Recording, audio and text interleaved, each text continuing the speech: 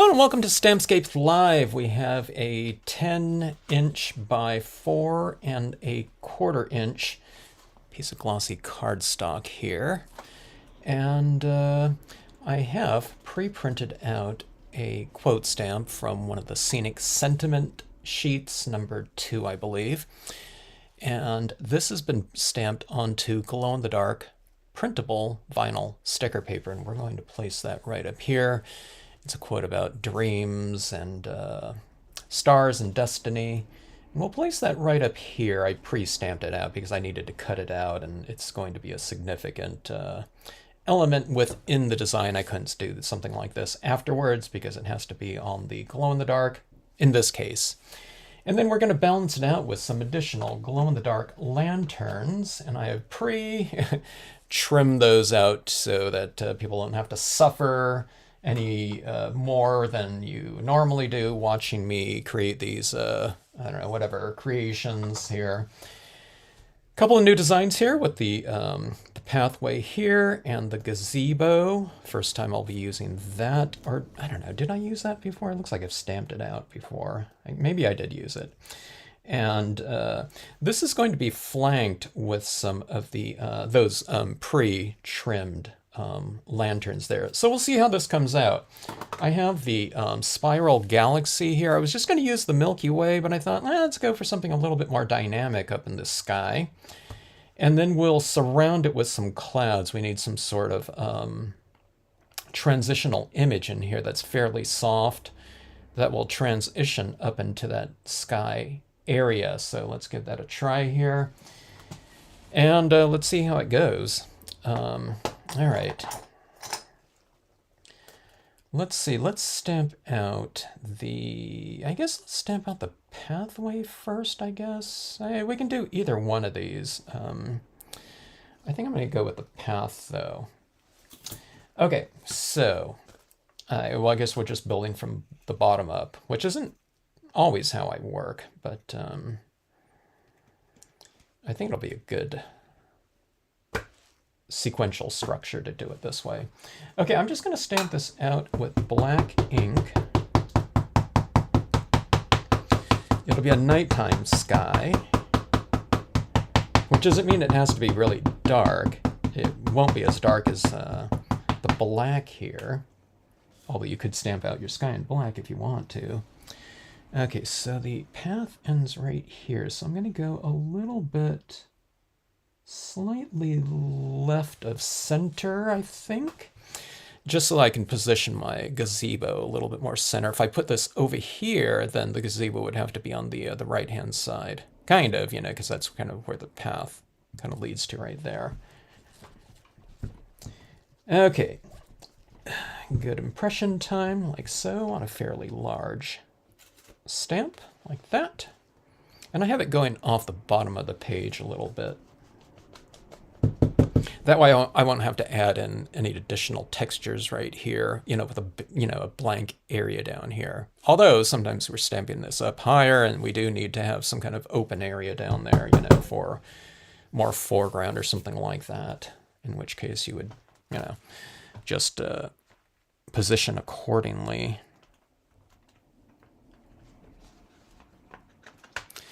All right, how did this...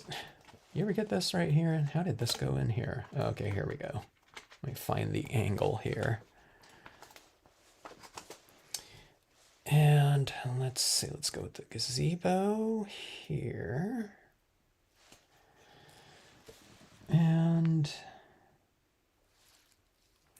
we'll go about like so, right here, I think.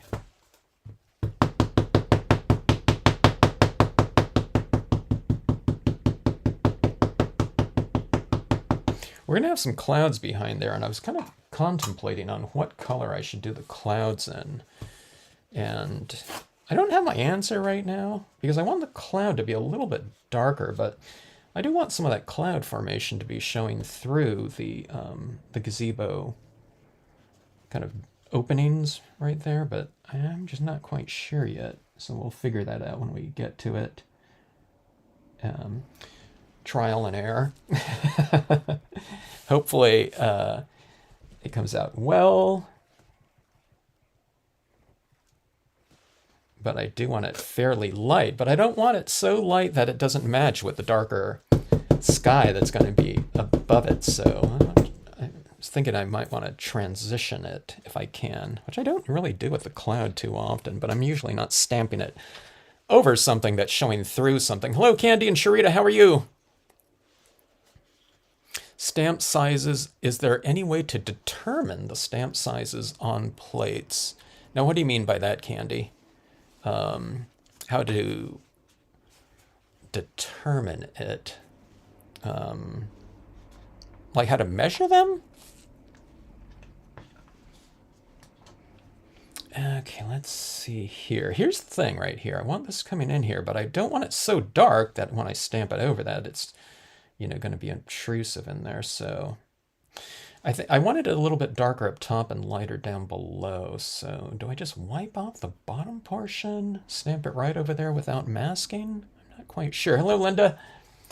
We're doing a live today because I am not going to be here tomorrow for this Friday night live. I'm going to Joshua Tree National Park for the day, which is no short drive for me. It's like 3 hours one way, 2.5, 3, probably 3 with, I don't know, morning commute traffic going that way. So a lot of time on the road, but I haven't been out there in a few years. Okay, so let's see here. Let's wipe off a little bit of this ink off the bottom portion. Okay, so this is a Danube blue here. And I thought maybe I was going to add in some of this green here because I have all this glow-in-the-dark here, and I want the glow-in-the-dark to kind of match the color scheme a little bit, so I'm just tapping this right around up there. Are we, you know, kind of cross, I don't know, whatever, polluting the colors? Yeah, a little bit, but, you know, it's all in the name of blending, so. Okay. I think what might be a good idea, just to get a little bit of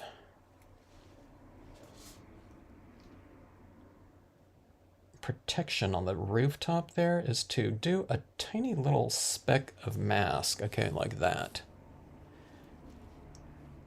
And hopefully it doesn't mask off too much. Okay. Now I can, if I did stamp right over the top of that, I can go in there with a white paint pen or a colored paint pen and just reclaim the lightness if that got too dark, okay? But let's go over it right here. Let me see, let me wipe off a little bit more down there. And let's try that out. Maybe a little bit more center pressuring because I am stamping over that mask. Hopefully it doesn't overmask. A full sheet, hard to estimate the sizes. I'm still not sure what you mean, Candy. In terms of doing, you know, like preconceiving a composition, do you mean by that? Or just not having the stamps in hand? How do you, you know, determine where they're, you know, it's one of those things. You just, what you do is, what I do is, you know, what I just did, I had the stamps kind of on the piece of paper, and I just see how they're going to roughly use up the space, I guess, if that's what you mean. So I don't conceive like that. I don't kind of theoretically, or it's not really theoretically, but I don't preconceive, you know, something like that. I just kind of, it's like a puzzle. You just kind of put these things together in whatever order. And it might not, it's never going to be, for me working that way, it's never going to be exactly what the composition is going to look like when I do it, because I'm tightening up on some areas a little bit. I'm filling in some spaces. But it's at least, it's a pretty good gist of the kind of the spatial arrangement of the, you know, all the different objects that are going to be included in there. And again, if that's what you mean. Okay. That's quite a bit lighter than that previous impression. I don't know why. Maybe because I had more ink on there with this one right here. This one's kind of a newer, juicier pad. I don't know. And this is one of those things about the Memento inks.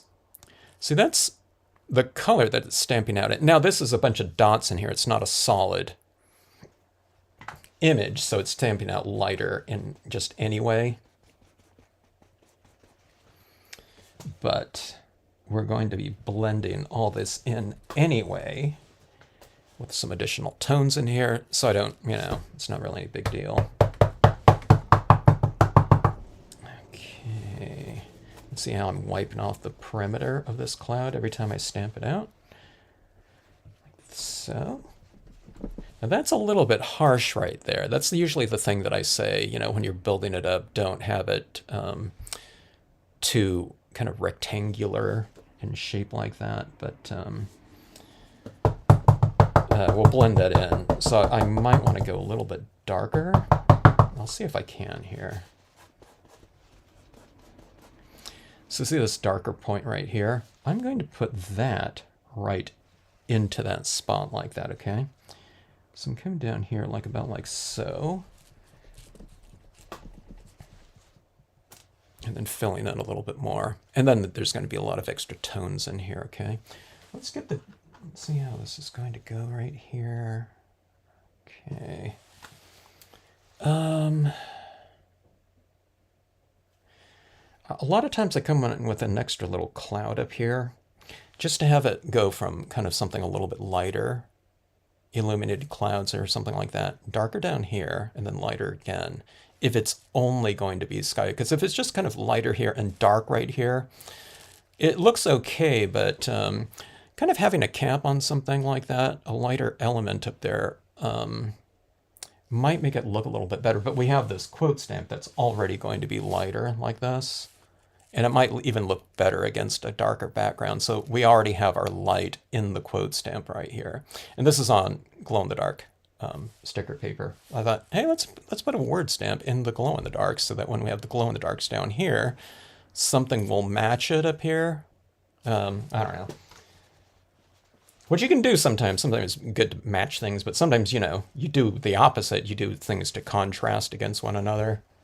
So it's not like, that's the way to do it. I'm just experimenting right here with word stamps. Word stamps are, it sounded pretty cool in terms of, in theory at least, having, the word stamps kind of stand out a little bit more. Let's see. Hello, Laura. How are you? Working with those two stamps all afternoon. Oh, there you go.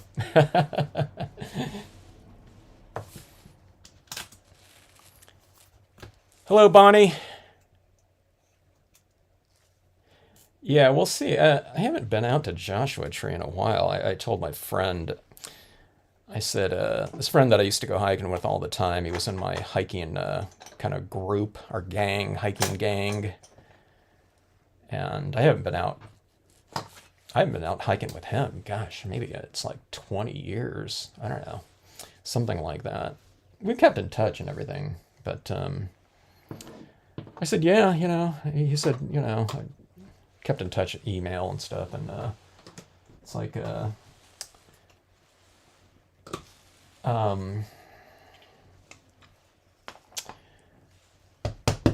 don't like going to like the national parks these days on a weekend because it's like way, way too busy these days.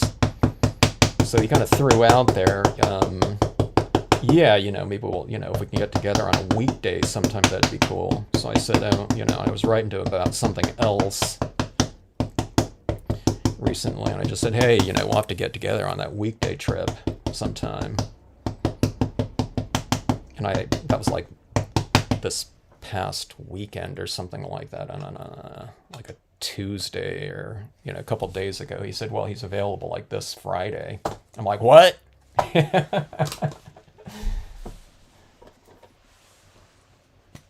I thought he was going to say, yeah, sometime like in the the spring, or what about the third weekend in 8, whatever. Not like, what are you doing in like 2 days?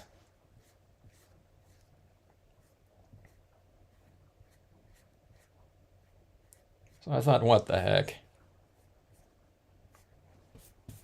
I wanted to get some of my other gang, you know, to get out there. But I thought, they're not going to be able to do it, you know, at such short notice. And it's like a lot of people that I used to go hiking with. It's like, I don't know, they have like physical ailments going on these days. So it's like, I don't even know if they'd be able to make it. There were people with back and foot issues.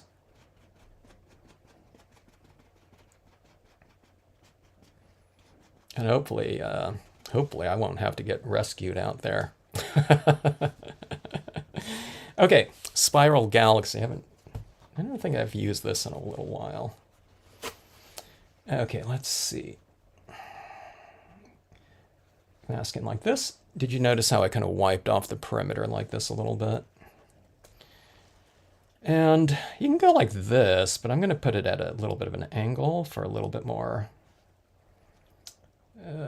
kind of, yeah, what dynamics.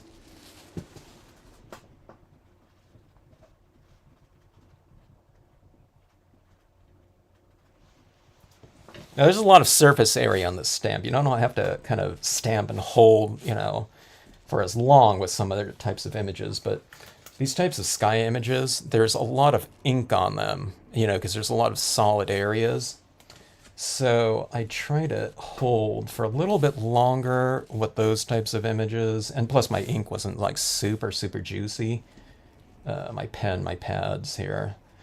So I really want that ink to transfer as much as I can, like that. Well, I don't know, that looks pretty juicy. It didn't seem to be. You ever ink up your stamps and it's like, is that inked up? You know, it doesn't look like it is. And then, you know, it is.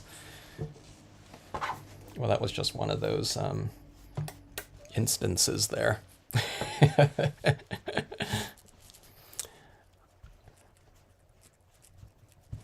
Let's see. You got the glow-in-the-dark paper! Bonnie, you are going to be in glow-in-the-dark, whatever, stamping heaven. Okay, so, you know, the glow-in-the-dark I think will look really awesome with as well.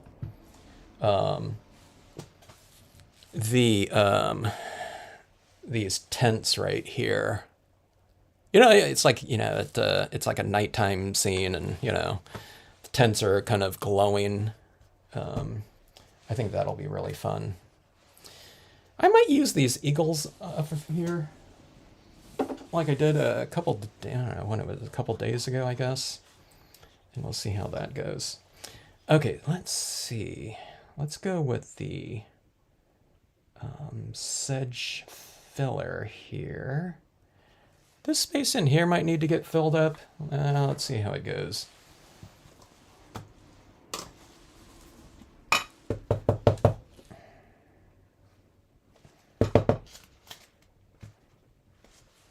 Let's say, where'd candy go? When individual size is stated, ones you sell individually. Oh, yeah. I don't know. Candy. Are you thinking about the ones that you already have, or the ones that you're thinking about like ordering, in terms of placement or something like that? Yeah, I didn't put sizes for every stamp on the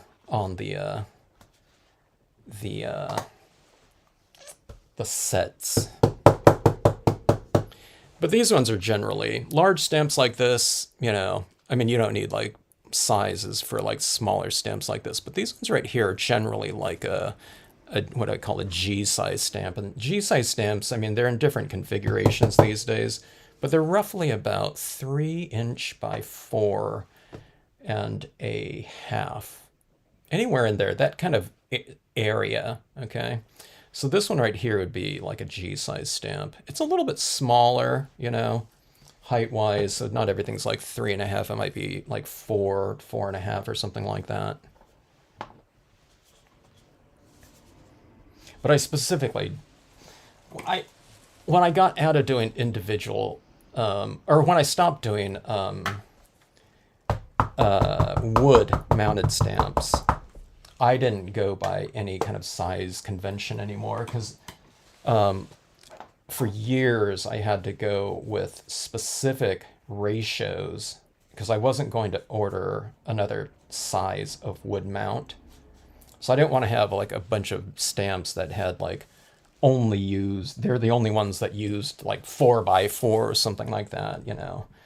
So you have to kind of keep the economy of sizes consistent. Okay, we filled in right there with an extra cloud. I really feel like this is kind of weird having that open like that.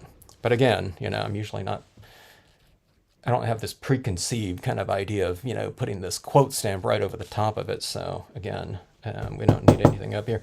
And plus, I think that quote stamp will look better with something a little bit darker than something lighter like that, and having something glow, something light and glowing over something light in the background. So we want it kind of dark like that. But this, yeah, it's really weird for me to kind of leave that open like that. You stamp some darker clouds in here just to get a little bit of extra texture, though. And maybe we'll do that. I don't know. We'll have to see. All right, so that's just our foundation right there. But most of it's kind of, you know, done in many ways. I'm going to have the lanterns right in here, so I don't need to make it kind of visually interesting around here because the lanterns are going to be right in here flanking this pathway. So, you know, it's basically, you know, we have our area up here, which is a little bit different. And we have our, I don't know, I guess in this way it's kind of the midground. This is like our foreground area in here. But yeah, I don't think we're even putting like reeds or, I don't know, like plants. I guess we can have it. Nah, we can't even have it as an overhang up here because we got the quote stamp. So I don't know. I guess we're done. Something, you know, in me is like, you know, something's just not right here. You know? Because I'm not usually working around, you know, a bunch of glow-in-the-dark stuff, you know, that I'm stickering. I'm not working with so many stickers, I guess, on a piece. All right, so we can get right into it here. You know, before I do that, actually.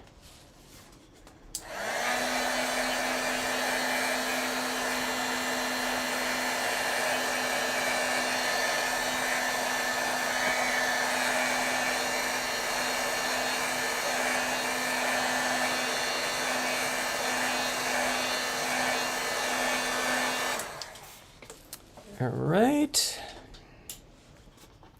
Haven't done so much heat setting before, I don't know, until like recently.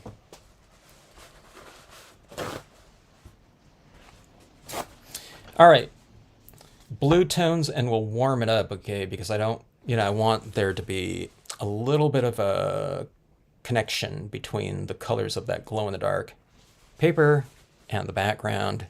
And my glow-in-the-dark paper is that standard greenish glow type of look. So we'll kind of move in that direction here. No, you know, not that, I don't know, like a violet would be cool too, I think. I don't know, I'm trying to think of something that maybe wouldn't work as much. I don't know, maybe we can do any kind of color scheme now that I think about it. Okay, so what do I want to do here? That is like a lot of open area up there. Let me do something here. Let me just fill that in. That's almost like too much blank space because I'm just going to have like some tone in here. I plan on doing some splatter painting too. That will get some extra texturing in there, but it's almost like too much. So let's go with this. The Milky Way stamp is kind of a good filler stamp for sky. Kind of your busier sky imagery. So let's do that here.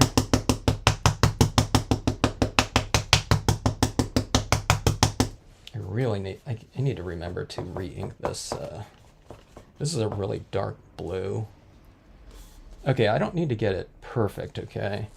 If it doesn't match right here, it's just getting a little bit of extra texturing in here.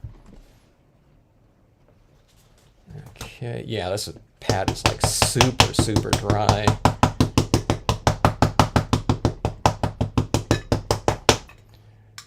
Okay, let's go here. See how much I'm overlapping into it? This image is going like right here.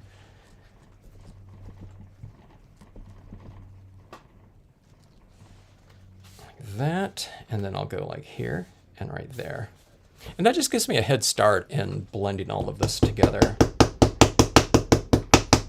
I don't have to do as much work that way when we're filled in with a little bit of extra texture. Skies, it could be stars like this, or the cloud cumulus. I'm starting to do more things with like the tiny rock small filling in and doing a lot of shading with that.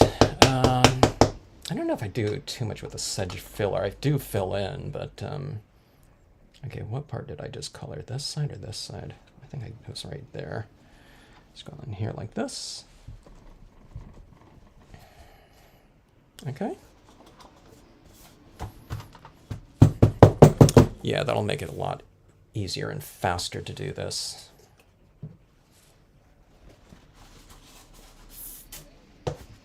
I just clean off my stamps with water, if anyone's curious what's in this bottle.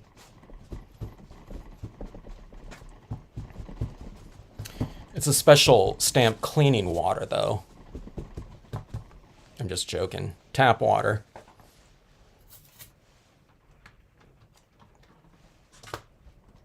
Does anyone use like stamp conditioners or anything like that? Rubber conditioners? I know they used to sell that type of thing. I've never known if it really made a difference, but I don't know. I've never really needed that type of thing. I don't think, you know, I haven't had any kind of issues come up with any of the rubber over the years, even like, I don't know, whatever, 30-year-old rubber. All right, now let's start going in and coloring in here. Hello, Sheila. How's that beautiful Oregon coast today? We're having rain here.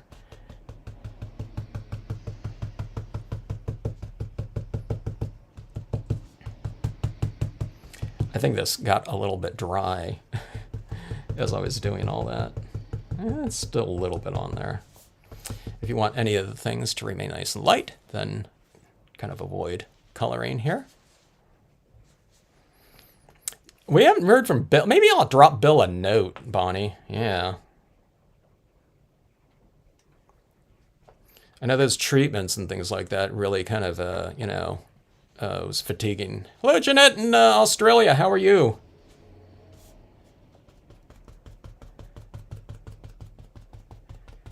Let me see. In Australia, is it around? What time is it for you there? It's at, I can't remember what someone said. At different hours. Was it around noon or something like that? Oh, you got warm and sunny. Ah, very nice.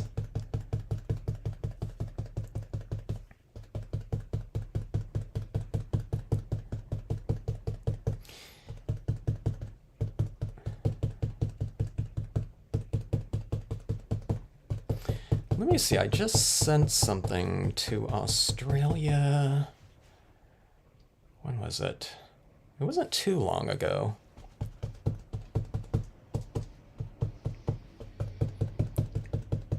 Whenever I'm sending something to Australia, I'm never quite sure kind of how long it's going to take to get there.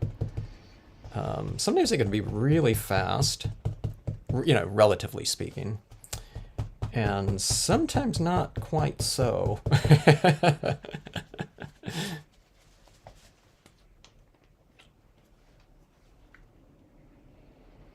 Australia's been a pretty good stamping international country, though, over the years. There used to be,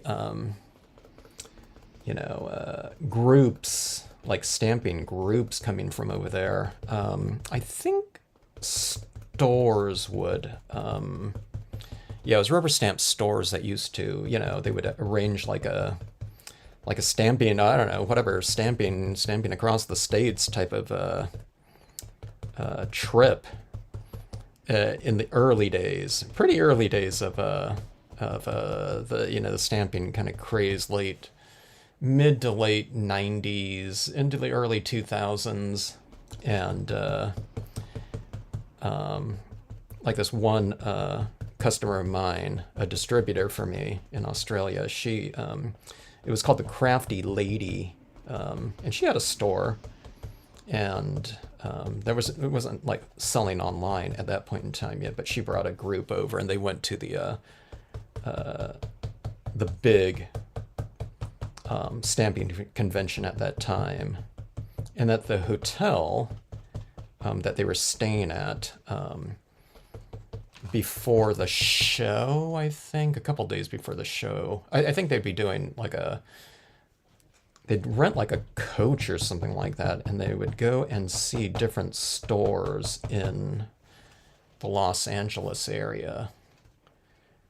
And then I went to their hotel and gave a demonstration there, because at the show it was just like really, really busy at the time. But that was really fun. And then there were conventions, stamp conventions in Australia at the time too. And there was like a group of retailers in Australia that would coordinate and put that show on. It's always great when you have a real kind of participation between the different stores, as opposed to, being really super competitive or something like that. Because they can do a lot of other things together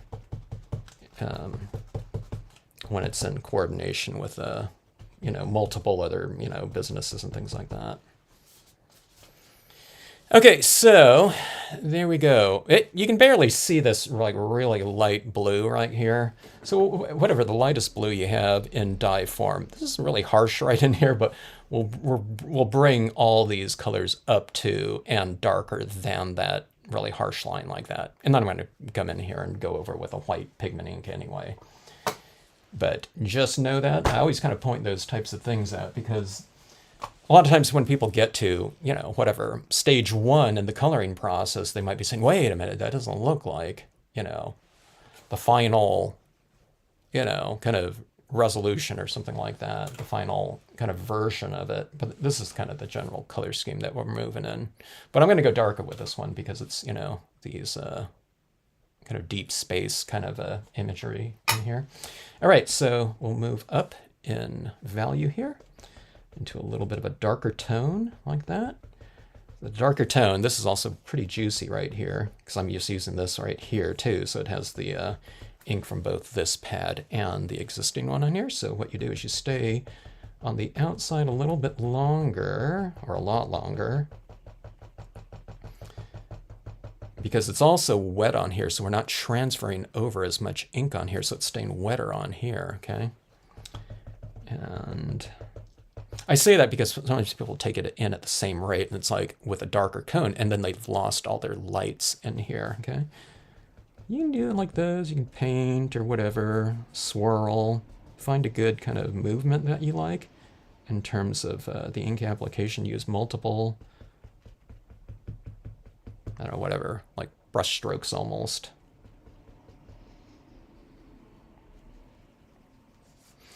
Like that, okay. And I'll probably go a little bit darker than maybe what I would normally do because of all those glow-in-the-dark types of elements that we'll be adding into this piece, okay?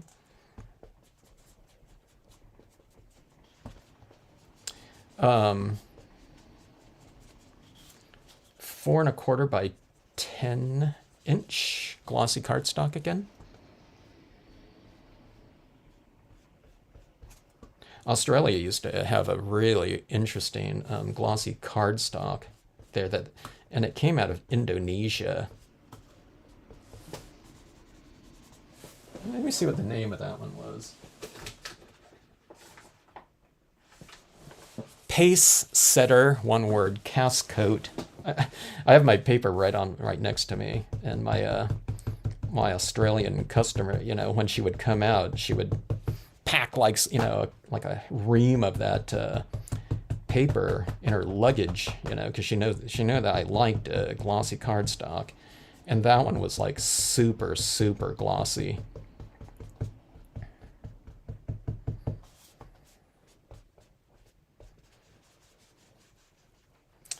All right, see how this is kind of adding on here, and it's getting a little bit darker around the perimeter like that. I used homemade stamp cleaner for regular cleaning and ultra clean for really inky stamp. What's ultra clean, Laura? Is that some that's by some company? And what is the homemade stamp cleaner, unless that's a secret? My cleaner that I used to like a lot, if I do add anything, you know, to my water, it was Simple Green, which I think we have some of. Maybe I should add it to it, you know, add it to the my bottle here.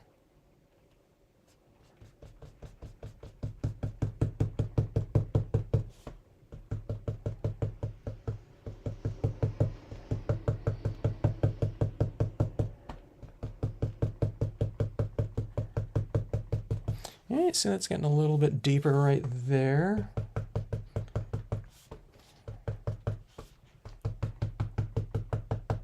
I'm just darkening up all this sky area up here, which I normally wouldn't do if it was, you know, just going to be viewed as is. I would keep a little bit more contrast in here, but it's just background texture for that word stamp that I'll use up there.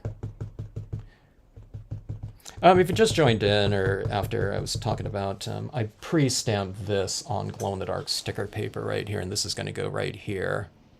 So I don't need, you know, too much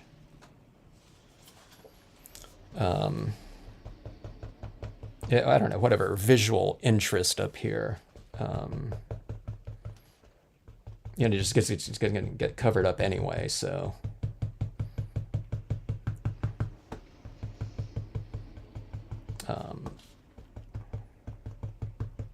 You just want a little bit of a, I don't know, continuity in here. I don't want this just like nothing right here, you know what I mean? So I'm going to bring some of this in, but I probably don't need to touch it right around in there too much anymore.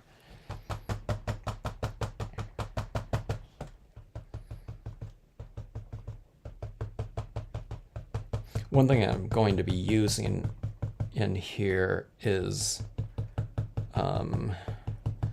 Dr. Martin's Bleed Proof White, which doesn't need to be, you know, used. You can use like an acrylic white paint, or I don't know, some people have correctional pen, you know, white that they would use. But speaking of Australia, I was really trying to find some place that sold that Dr. Martin's. Now, it should be sold that if you have a big kind of art supplier, you know, online entity or something like that, that would have that, because it's so popular with calligraphers and painters too, you know, like illustrators, or it used to be at least. There's some different versions of opaque white now. Not too many, they're like 2 or 3, I think, at most. But I was looking at, this is years ago, and I couldn't find like a good art seller that had it, or it might have been listed, but they were out of it. So I just looked up calligraphy websites, and a couple of them had it. Or I don't know if they had it in stock, but it was certainly listed.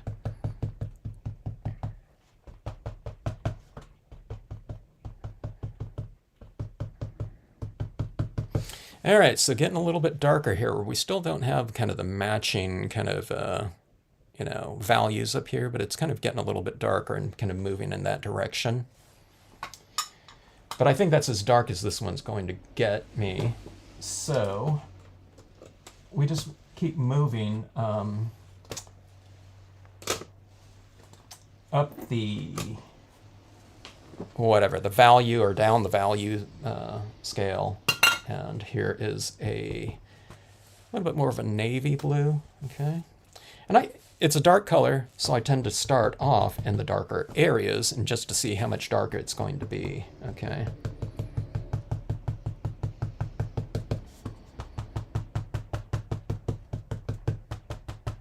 Because if I tap in there, dark and dark, and if it's like, I don't like it, you can't see it as much, because there's, you know, it's not as much contrast as if I use it like right down in here or something. And you're also testing for dampness too. If this is like super juicy, you're going to be applying more. Be careful about that though. You know, every time you switch colors, just kind of tap in a little area. And if it's like really super juicy, then maybe dab off a little bit and then take it on there so you're not jumping from, you know, one value, you know, to an extreme amount, like up, you know, down here, whatever, from where you are. Okay. Just because the blending, you know, is a little bit more precarious if you take a big leap sometimes. And again, it just depends how wet your pad is. Now, I can just go and do black and white and just go on with straight blacking too, as long as my blacking isn't so super juicy. But see how this is kind of coming down in here now?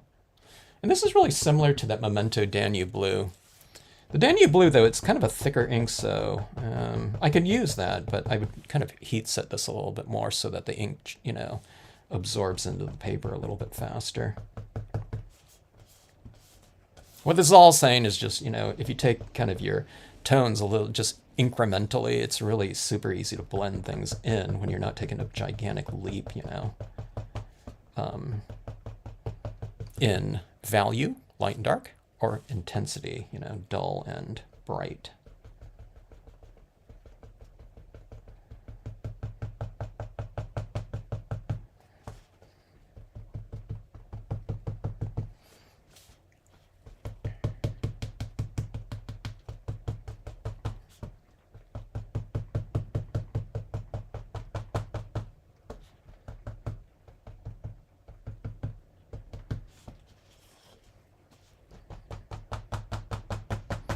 Kind of anchoring things down a little bit.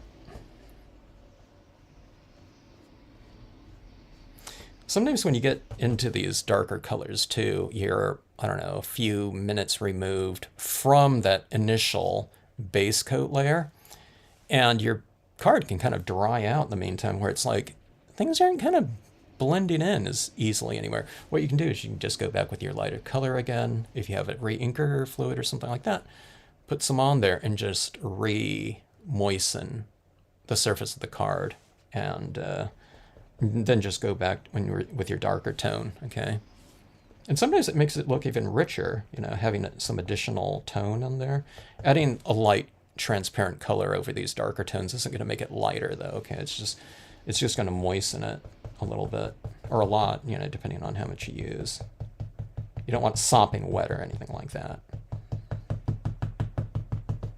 But having a little bit of dampness, you know, can be beneficial.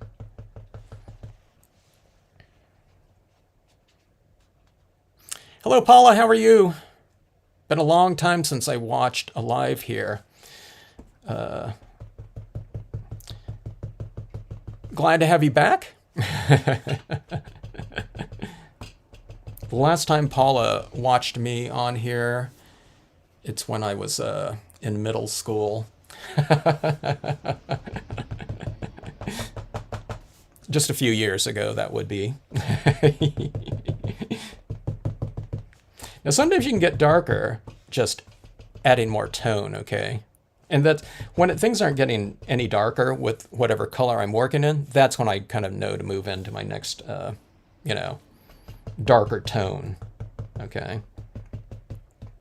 If anyone's ever curious, you know, once, you know, because, you know, I can keep adding and adding and adding with this one, but if it's not getting any darker, then it's reached kind of the maximum, you know, degree of whatever saturation on the paper that there will be.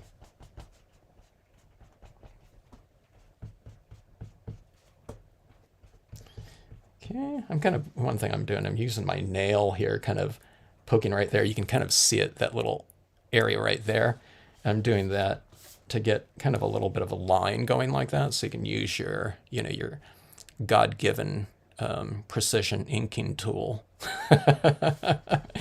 which you have 10 of, like that. And I'm just kind of going right along that little ridge right there.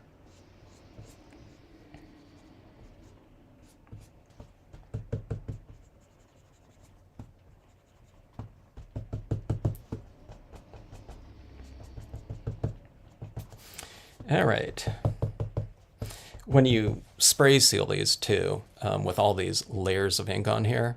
It gets really super rich, and it's they look really kind of jeweled and deep, you know, with that acrylic sealant on there. And it seems to bring out the depth in the layers again, because sometimes these, when they dry, it dries a little bit more dull looking.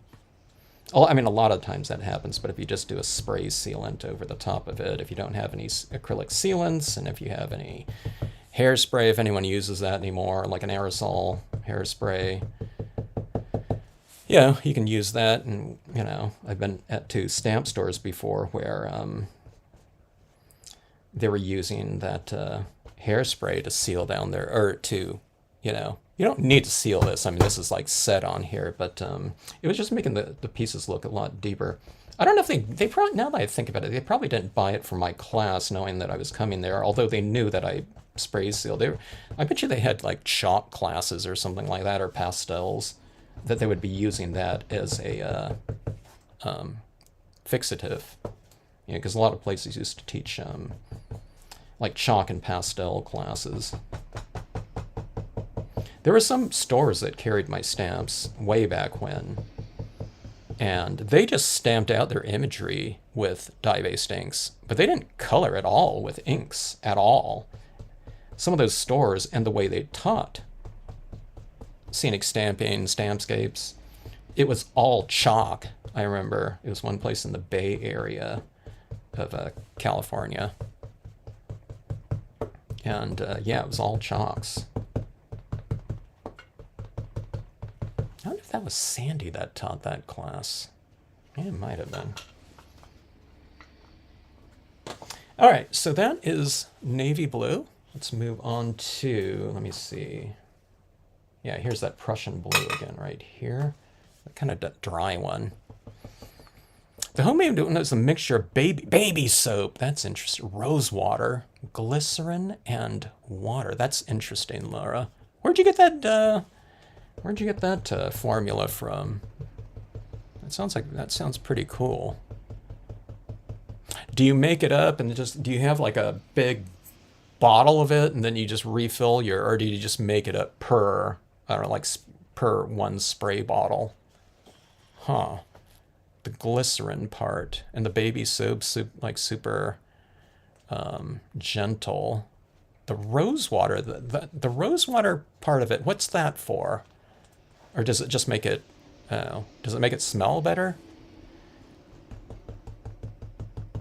It's interesting. It sounds pretty good. Okay, let me see. I have a black VersaFine, but it's a, yeah. Okay, so Jeanette, the black VersaFine would be okay, but I don't know if you would go over. Don't use a glossy cardstock for sure with the VersaFine. An oil-based pigment ink. Well, you can do some tests. You know, you might have kind of a more arid, a drier, and especially if it's a warmer environment, it might dry in there.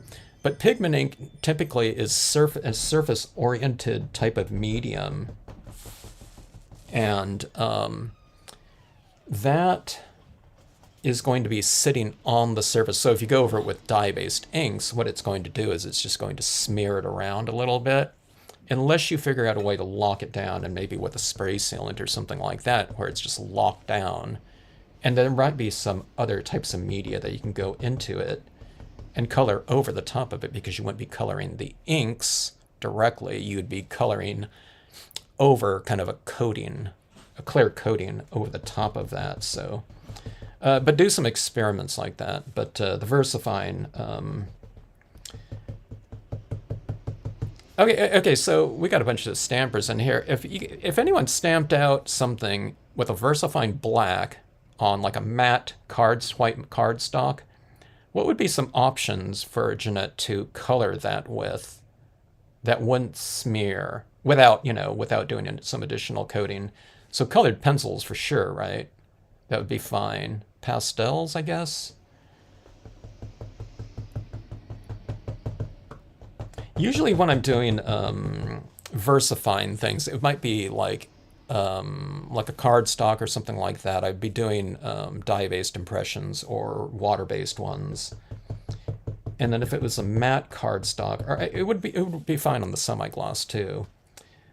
But I would be adding in like VersaFine black images. Again, not on this one. This one's glossy, so it's sealed off.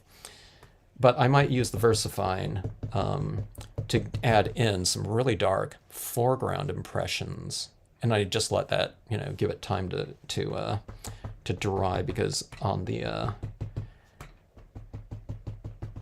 VersaFine impressions, I wouldn't be going over it with I wouldn't be going over it with additional media usually. The way that I use it. Usually, okay. Now I think the VersaFine would be awesome on kind of pre-printed papers too, like your wood grain paper, like an antique paper, or something like, vintage paper. Those types of matte, coated papers, something like that, where I'm not doing like a heavy kind of coloring job on them.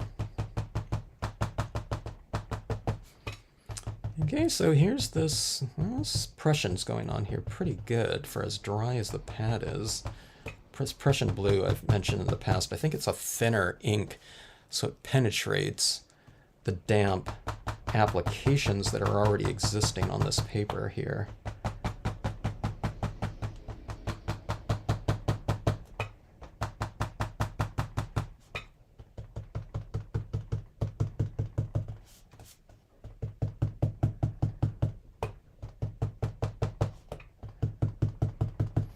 If anyone's a viewer on the Friday Night Lives, I was mentioning earlier here, I won't be on tomorrow because I'm going to be heading off to the desert just for the day. I might be on tomorrow night, stamping out something that I want to depict from what so I got some inspiration from.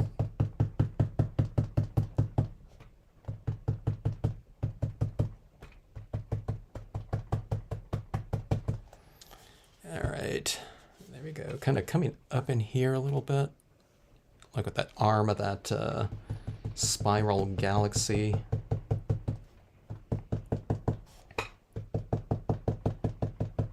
I really like this point in this layering process, because it's the early kind of tones. I mean, it doesn't, it's like a preliminary tone. Things aren't kind of coming together yet, because we haven't kind of glazed on, at least in terms of this technique, But when you start adding in these tones like this, it starts building up, and then it starts getting kind of this, it starts to create that less almost like color glow. Like this area right down here is starting to glow a little bit more due to the amount of layers of ink and the, I don't know, whatever the analogous colors, a little bit of a greenish tinge in there, and the blue right next to it. And the contrast too, you do this kind of thing, make it darker around here so it makes your lighter areas seem a little bit lighter. One step darker next to something that's light makes the lighter area seem one step lighter. Okay. Because I always tell people we're not working with lighting, we're working with contrast. If we wanted to depict lighting within a space or object.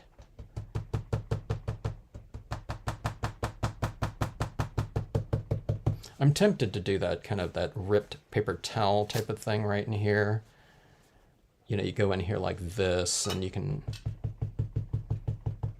kind of add in a little bit of extra texturing. It's like the torn paper towel technique like this, but I don't know if that's really going to matter in this one, because I'm going to be using those lanterns throughout here, and they're going to be covering things up, and they're going to be a pretty dominant focal point within the scene. So, I don't think I could, have to really spend very much time in here. Let's give this horizon a little bit more of a definition from the sky area though. Okay, so let's darken in this area a little bit more. So let's create a separation there. That's just kind of that little line there is created with the top of the sedge filler right here. I'd put that right here and right over here, okay?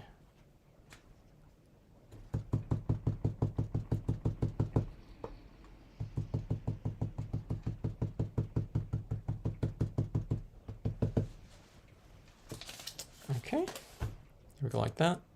All right, now, oh, let me say I didn't use my Caribbean blue. This one's a really great blue. Okay, and I've already gone darker than my Caribbean blue is, so let's switch out and go with a clean applicator. These ink applicators are available around the world, including Australia.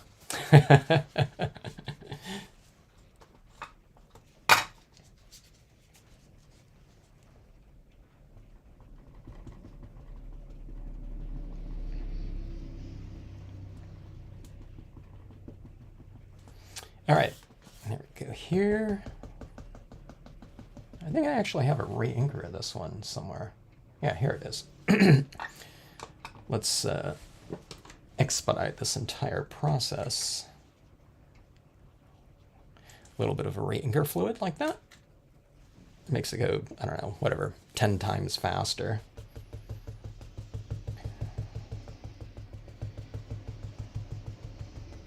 Now, you don't want to do that with every color, okay? Because, you know, it would, you know, with like the super dark blues, you'd be tapping around like this and be like deep, you know, super dark taps of, you know, a super dark color really fast, and it would be a little bit more precarious to try to blend it in, okay? This one's almost like going with like another base layer color, but see that glow kind of happening right in there? It's a little bit richer here. Let me see if I can show you. I'll do this side right over here, and we can see if there's any difference between this side and the right side. But see, I'm kind of retaining those areas of light again like that. But see that right there? So it's a little bit richer on this side than on this side with that additional tone, especially like in the darker areas too, okay?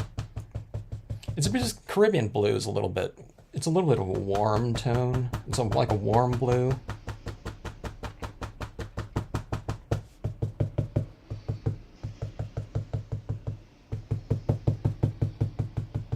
Here, I'll bring this up in here a little bit too.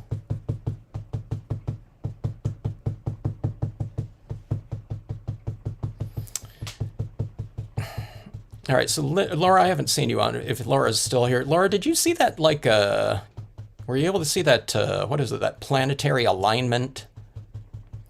Okay, simple green, yeah. That's what I do too, Linda. It's kind of a diluted simple green that I like use. I like the smell of simple green too.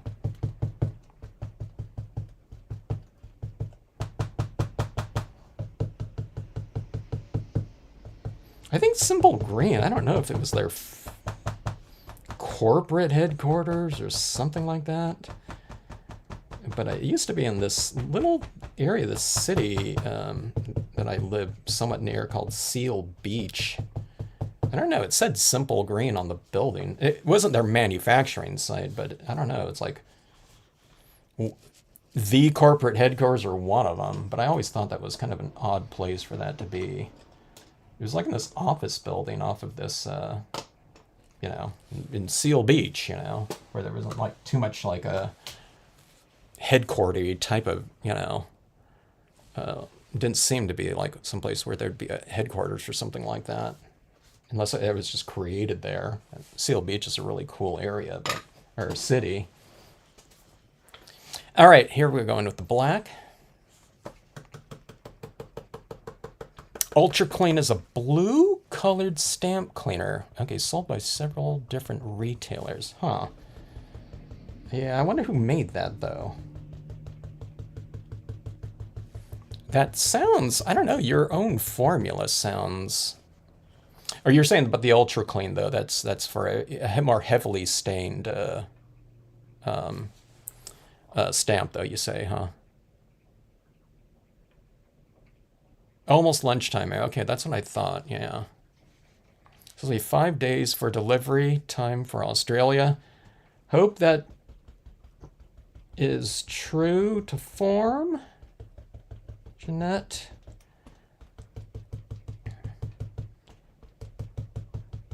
And hope for a timely delivery.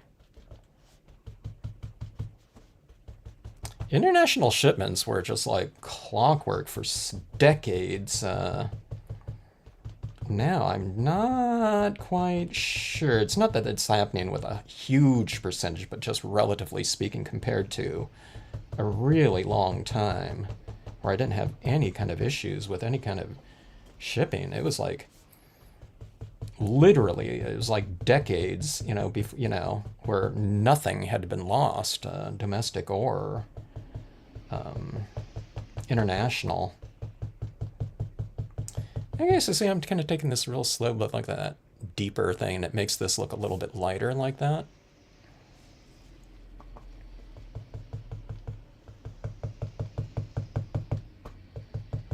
Now, this is a black stamp pad. I don't keep my pad like super juicy like a lot of people do.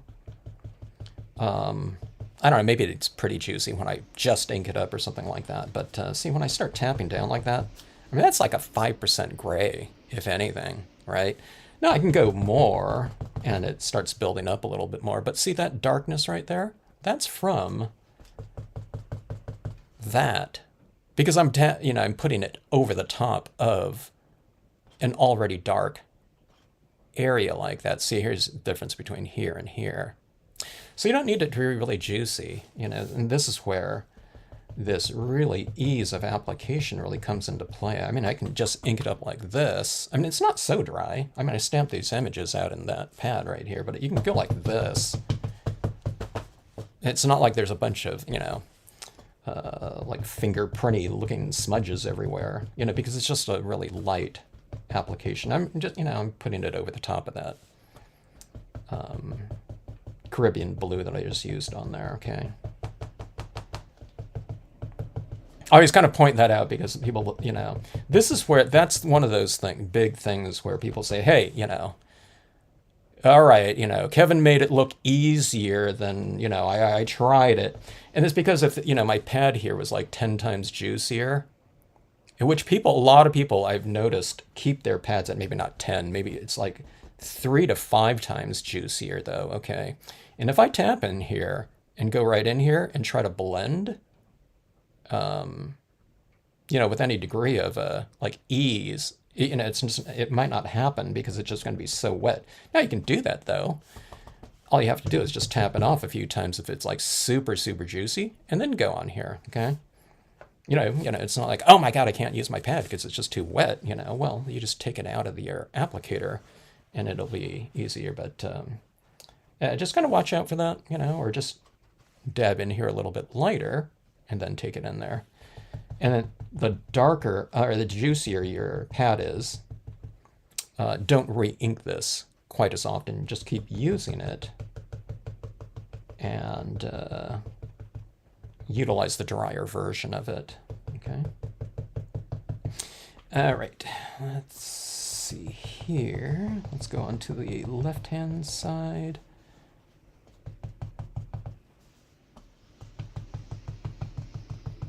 Now you can do this whole type of look too, in different media. You can be doing this whole kind of, dark, lighter, darker, lighter, dark, that type of, coloring like this with, it'll look different, but I'm talking about your lighting scheme. And, you can do that with whatever media you want. Colored pencils, alcohol pens, things like that. Just get, it's going to look a little bit different because it's a different medium, but, pan pastels, things like that. You can build up your tones, and transition. Layer them. I love semi-gloss cardstock and using my colored pencils a lot these days.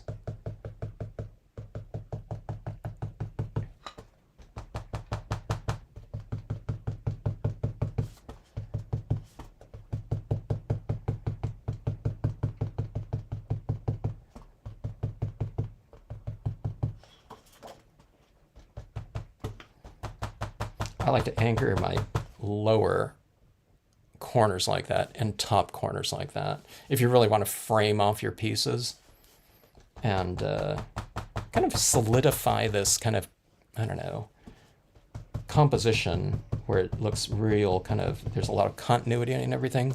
The secret to that is darker upper left and right corners as well as the bottom one. Just, yeah, your four corners basically, okay? So really kind of make them a little bit darker and then transition it. Don't just go like here where it's just like lighter and then solid black or anything like that. See, I'm kind of starting it in a tiny little corner like here. I'll show you right here. See that? That's where I'm tapping right here, that whole thing, but it's just that little tip right there. Stay there a little bit and just kind of, you know, then with a lighter touch, you kind of tap it in like that and see that you get this nice kind of transition into your piece. And then also from a compositional aspect, it kind of gets rid of these.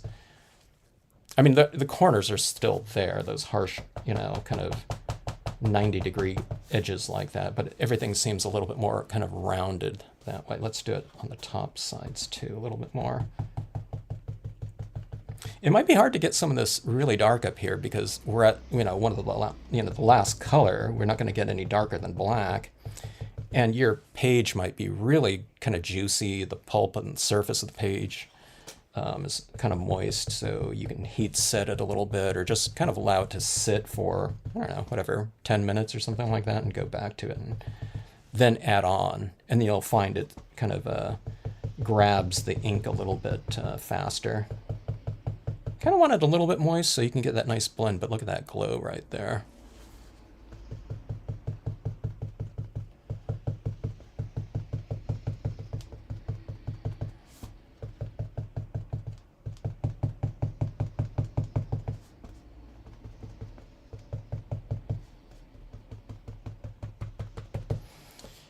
Okay, and then I don't know, sometimes it's, I thought it got darker than there, but when it dried, it got a little bit lighter.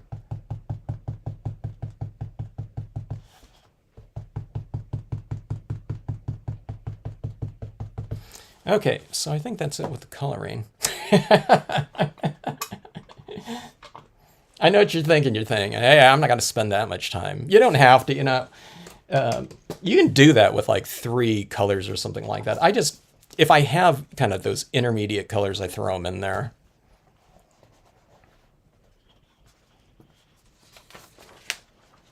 But you can do a much faster version of it.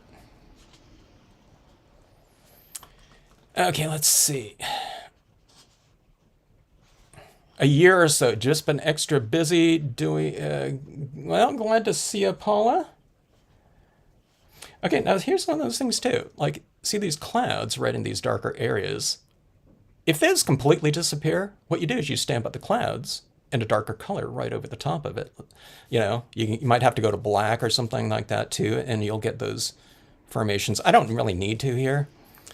Or like this Milky Way, it's like, you can still see that. But sometimes it's like, if it completely gets eradicated, oh, I went over this and it's like all dark up there, or you can't see any of that. And if you want some extra textures, maybe you got to stamp out your Milky Way over the top of it again. But then you just do it in black, so you get some of that texturing in there, because the blue one might be covered with that same blue, where it's like really obscured or you can't see it anymore. You can stamp these right over the top, but just do them in darker colors, okay? All right, so that is that. I'm going to come in here and go into my more detailed areas with... This is where I wish I could use my colored pencils, but they're just not going to stick on this glossy cardstock. It's just too slick. There's no tooth to the this cardstock here. Let's do a little bit of a different tone here, just for a little bit of variation. If I have a color that I can use for that. Let's go with,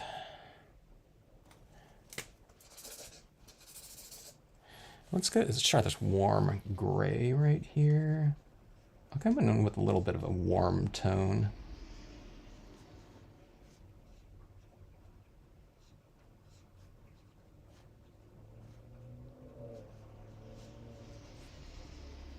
Now, I don't want to darken this in completely because if you leave kind of like steps or like a river or a road, road type of situation, if you leave it lighter like that, it's lighter than the surrounding areas. It draws the viewer into the scene more. It's like following an illuminated walkway or something like that, whatever. Yellow brick road. you know, it compels your viewer to go into that direction, or something like that.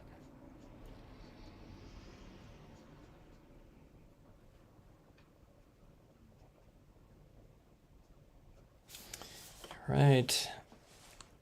Coloring some of that area in here, kind of leaving that little top area a little bit illuminated too. So it's got like a little bit of this perimeter coloring. Same thing right up here. I kind of darkened in this little area right there so it's light. So I'm treating things the same kind of way. I don't know if you noticed this, but see, these clouds right here are lighter and they're darker around here. This thing right here, it's lighter and darker around it. This whole area in here, it's kind of lighter right here and darker around it. And each one of these little things right here, it's just lighter and darker around it. So, everything's kind of treated. You can treat things the same way if you want. And it all kind of works like that. And it looks like it's illuminated. So instead of coloring in everything equally, you just leave your areas and objects kind of multi-valued. You have a range of light and dark within each space, and it looks really like you know what you're doing. Things like you have illumination. It doesn't mean that like every single thing has to be that way, but see, even like his chair is a little bit darker on the base and lighter right there. So it's like this little rock right here. I don't know if you can see that, but I'll just color the bottom of it like that. So now I might have already colored it in, too. But see this like little rock right here? I'll just color in some of it like that. And again, it looks like lighting on there now. And, there's a bunch of things right in there that are already colored in. So, like I said, not everything has to, kind of follow that convention like that. But see that right there? Doesn't that look like lighting on there? And it's just by putting like a little line in there. If I put it on that step there, it'd be fine too, but just some area that like individual step is just, it's just colored a little bit. I don't know about differently. I just, I just don't color the whole thing like that. And then if I do that and I think, it doesn't look too good, well, then just color in the whole thing, But you can start it off this way.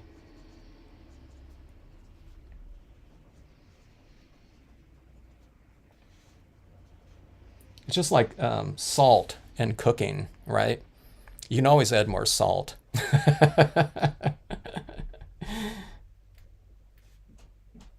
So color to taste.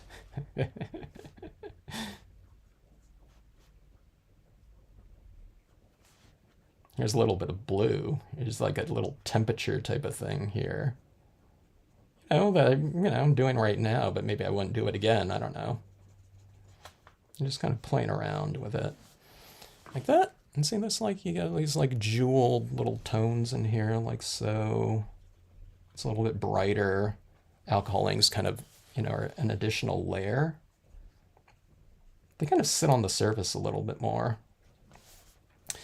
Now, see, I couldn't like color in these posts right here, with, this. So that's what colored pencils, if you're on a semi-gloss or matte type of paper you can use, but on this one right here,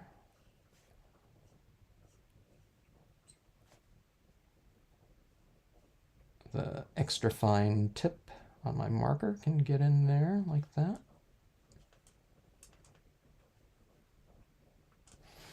Something like that. All right.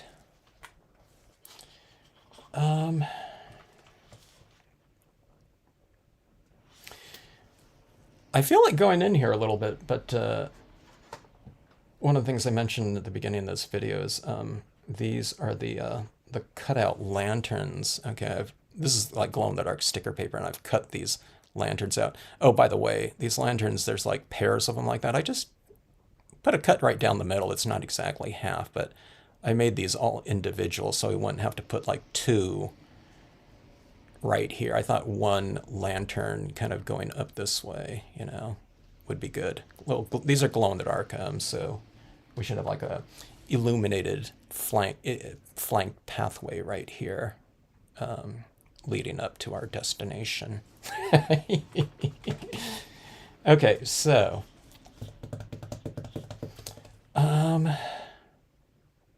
this is where sequencing, I'm not quite sure what I want to do, if I want to add in some additional white pigment ink in here first, or if I want to spray splatter paint in here, maybe the splatter painting afterwards, because this is going to go on a little bit flatter, and if I have that splatter painting in here, if I'm tapping over those little raised paint, dried paint on there, it might, you know, I might be moving around that paint on there a little bit, so let's hit with this.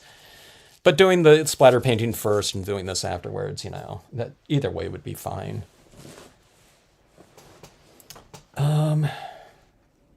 Hold on a second here. Okay, this is what maybe a tree to each side of this would be good, huh? It kind of looks a little boring like that. Let me see these new trees off of my, I think the World Travel set.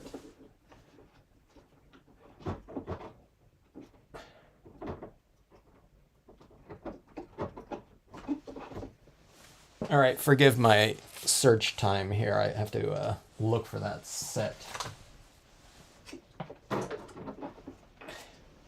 It's one of those things. It's always going to be like the set at the. I just have all my sets like in one pile, and it's probably going to be in the set that's like at the bottom of the pile.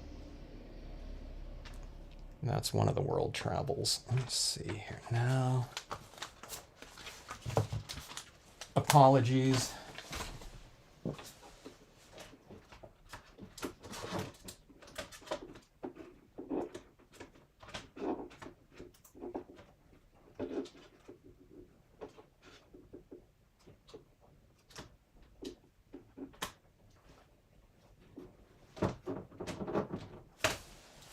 Okay, where is it? I just looked through my entire pile and I did not see those trees. Where, unless I have my other set somewhere around here.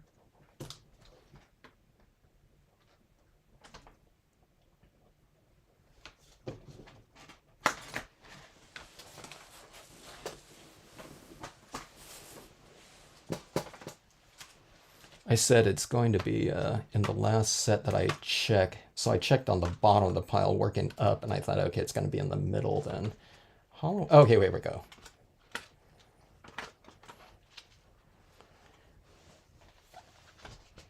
Okay. Yeah.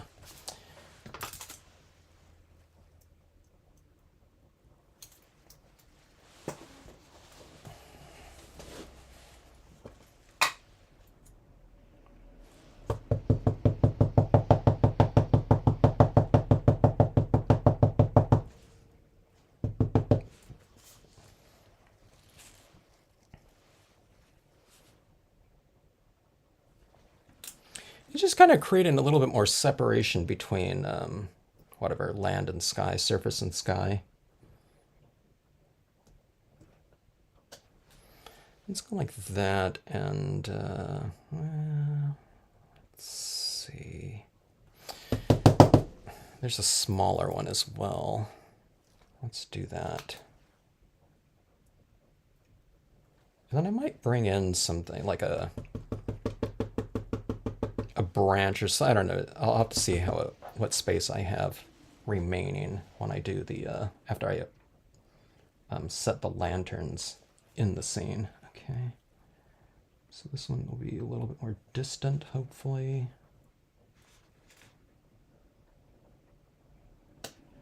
Let's do that. That looks a little awkward. Let's do this right here. And let's do this. It's like a slope, right? Because there's these steps, so it's like on the top of a hill type of thing. So I'm going to put this lower than that tree, and I'll just be kind of using the top, so it's like you're looking over the top of, or you're seeing this tree on the other side of the slope. Like right there, okay? I don't know if you can even see it, it's kind of in a darker area. Okay, I think that looks better. But now I see that too. I forgot about my tiny rock stamp right here. Let's get a little bit more texture in here.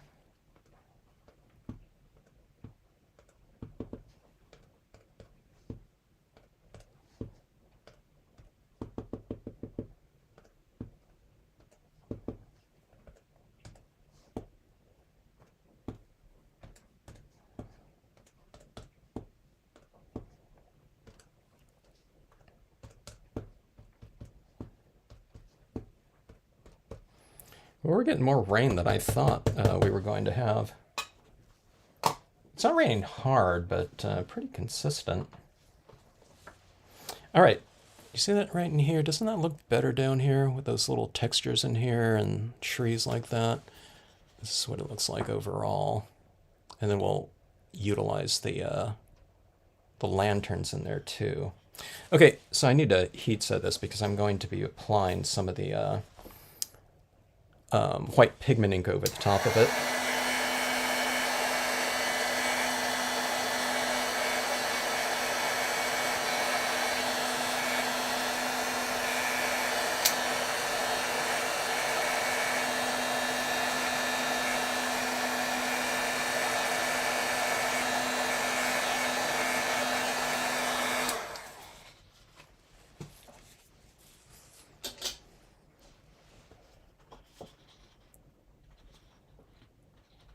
Glad you're liking this piece, Paula. I don't remember where I got the recipe. Split coat stampers. Oh, got it, yeah. The rose water is for smell. It might be the best smelling stamp cleaner out there. Oh, you do it in large batches, yeah. I was wondering about that. It sounded like it would be more convenient if you like mixed up like a gallon of it or something like that. Hello, Megan. All right, so there we go, like that. I think that's really reasonably dry. Let's add in, okay, let's get some of this pigmenting going up here. I think I got this reasonably blended in, but like I said, I usually go into these areas anyway. And I add in a little bit of extra pigment ink. I don't want to add a huge amount, or have to add a huge amount. Okay, so see this, how frayed this looks like that? That's when you ink up like a cotton ball like that. It starts fraying, and then I know you guys have heard this a gazillion times, and then you smash it down like that, and you'll get a nice flat surface. Get it, kind of go back in there again though, okay? And then push back more of that ink into your, blending cloud. That's what I said, when they're going to start, someone's going to start selling these, in a pack of whatever, and call it the, the life-changing blending cloud or something like that. And people will say, hey, isn't that just like a cotton ball? And they'll say, yeah, but this one's like, it's denser.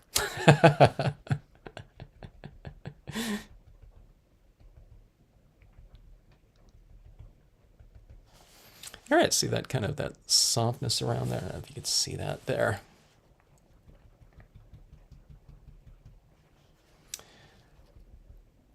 We won't be too safe, Sheila. Oh, there's a friend of mine. Everyone's like, in my hiking group, it's like, I asked this one guy if he can go before, and his back was bothering him too much because we get on the rocks and we're scrambling, sometimes we're like dropping into the caves. I don't know, that was the old days. I got out there with my son when he was like in middle school, started taking him and his friends out there for some like adventure. And I hadn't been going in a long time, and sometimes I told my friends, I said, hey, You know those places we used to go to?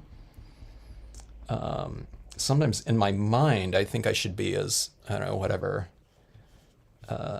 capable as before, but it's like, man, my balance isn't that great right now. And then sometimes it's like,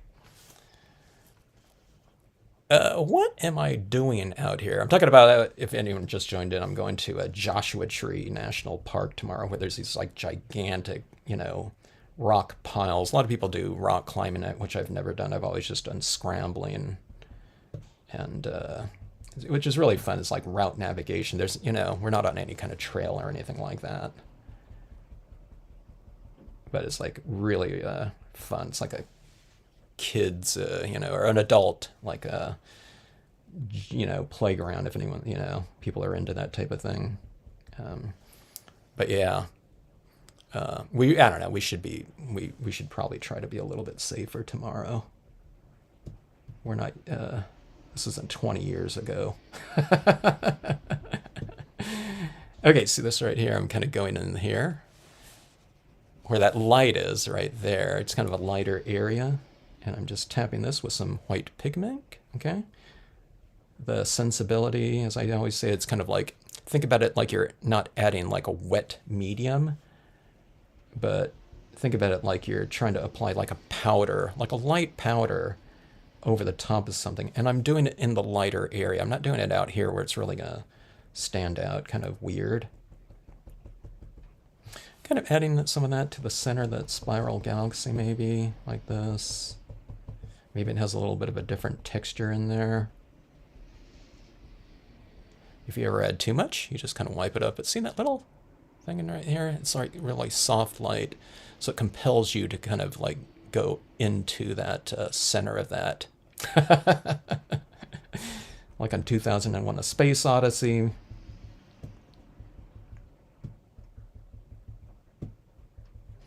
All right. A little bit of a lighter area in there. So it's kind of like a lighter, I don't know, cloudy. I've added a lot back there. Maybe too much, I don't know. All right, you're getting a little bit of glare. This is what it looks like right here, a little bit more so. Let's see. All right, let's get into the, we've arrived at this point in time. Now it's time to get like, you know, to do like a fun process on this now. These are the really fun processes for me. It's adding in like these splatter painting. Okay, hey, before I do that though, so we're gonna splatter paint white on here. This is a, you know, this bluish kind of green color scheme here. So I'm gonna add in a few little touches in here with blue. Maybe I'll go a little bit larger. These are kind of like more subtle additions in here, okay?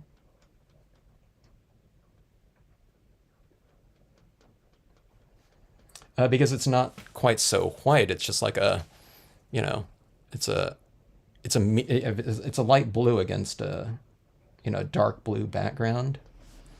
Okay, so right in here.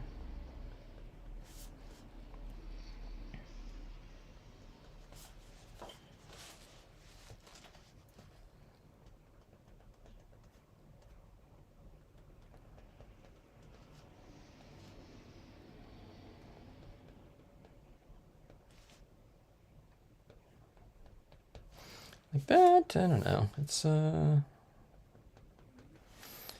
those tiny little bits like that. Okay.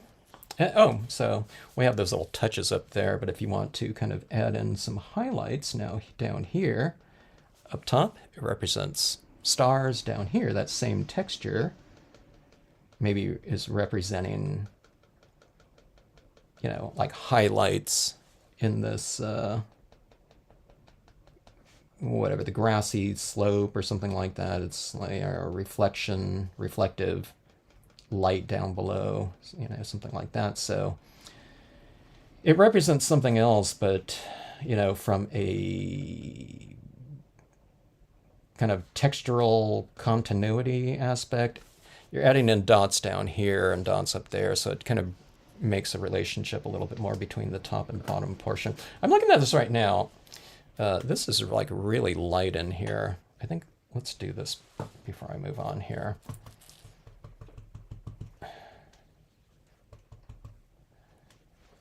Let's do this right here. I'm going to bring in some of this soft lighting or texturing in here like this.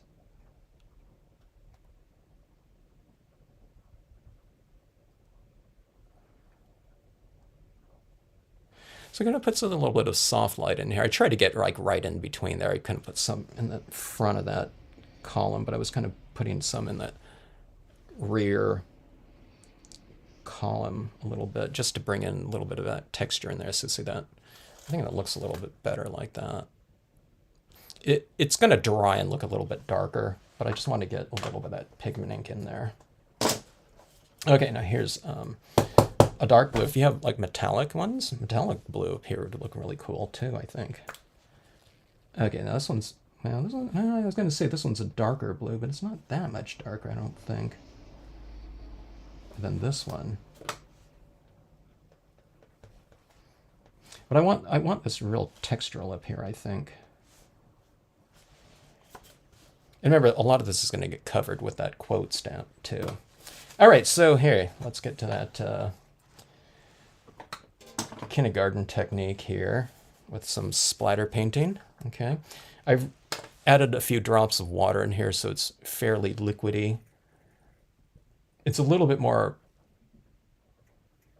thin than what I usually do because I expected to do a lot of splattering on here.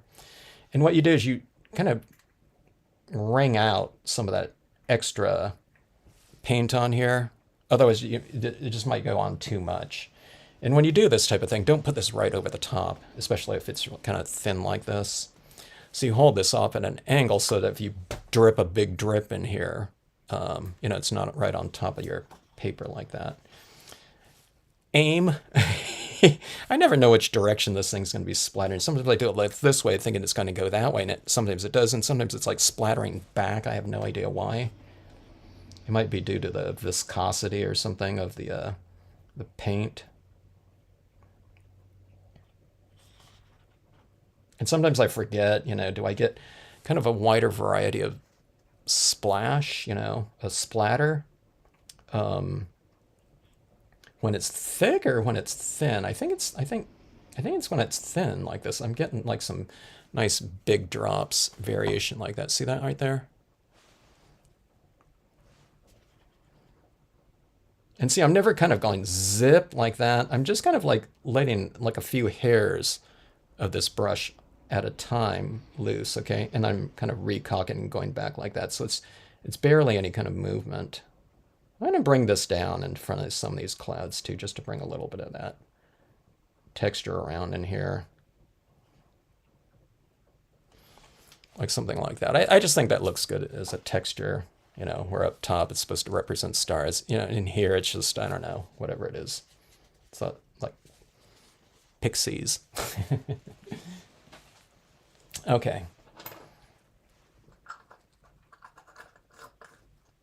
The Dr. You know, I said you can use other types of paint. Dr. Martin's is really great because like the finest little micro dot is really pretty white in there, and it dries really fast too. It's like some kind of like chalky, very opaque material in there. I have a feeling it's like clay or something like that, or diatomaceous earth. I have no idea, but it's really super fine. I always say calligraphers often use that. All right, let's get on here with some additional fun. So we did some splatter painting on here, and we're going to add in these glow-in-the-dark lanterns cut out from my master sheet of glow-in-the-dark printable sticker paper, vinyl sticker paper. And let's see, let's get kind of the gist of how these are going to go on here. See, maybe you go on the lower step like this, maybe like that.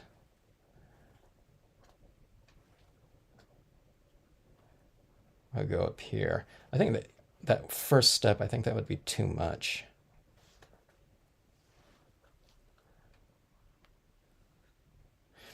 And if you want some like bushes or in front of this one, then just like cut this one up a little bit. It doesn't have to be like a full thing. And then we have our smaller ones like this. And let's see what we can get away with here in terms of usage. These lanterns don't get like super small. That 6 might be the way to go here. By the time I get up here, I think those lanterns would have to be really, really small. Now, when I cut it out, it did come out a little bit smaller.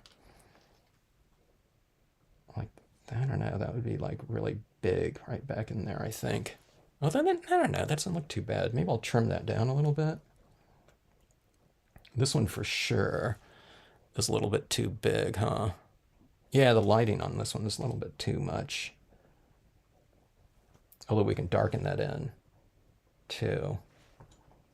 Let me see if I can darken this one in and get a little tiny, tiny lantern out of it. This is what they call kind of like lantern surgery here.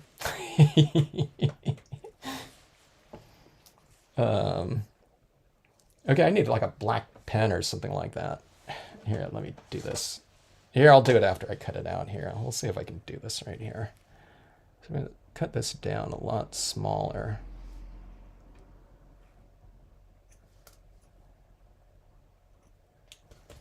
But that little glowy part in the middle it's a little bit much here. Yeah, okay, I didn't even, it's like not square at all.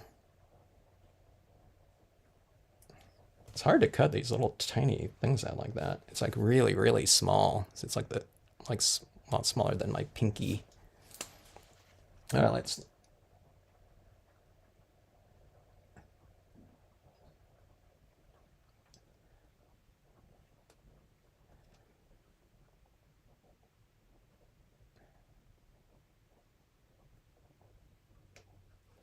Okay, just acrylic paint pen like so. Okay, I'm gonna get all that all mucked up by handling it here. I'll put that one on last so that it's nice and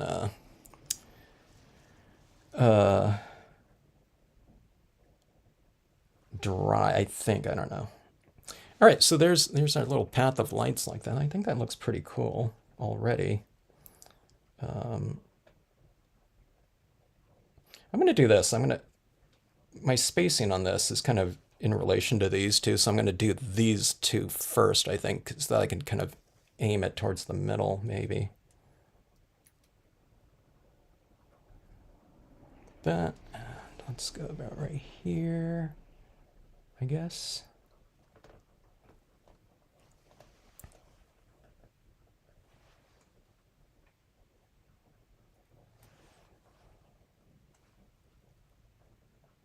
You don't have to do these lanterns as cutouts either, unless you're doing them in this glow-in-the-dark, of course. You know, I could have stamped them out there too. And not all the time. You know, I'm not going to use these glow-in-darks every time I do this, or as a cutout every time. Probably. Maybe we are, Linda, huh? If Linda's still on. Linda posted her photo, you know, of her, you know what I mean? Her cutout lanterns. It sure makes it convenient, though, to be able to just grab them and not kind of totally preconceive where you're going to put them, you know, exactly. So you can just color whatever you want in the background and just put this over the top, you know, rather than kind of stamping it out and kind of working around it a little bit more. Okay, let's see. That is that.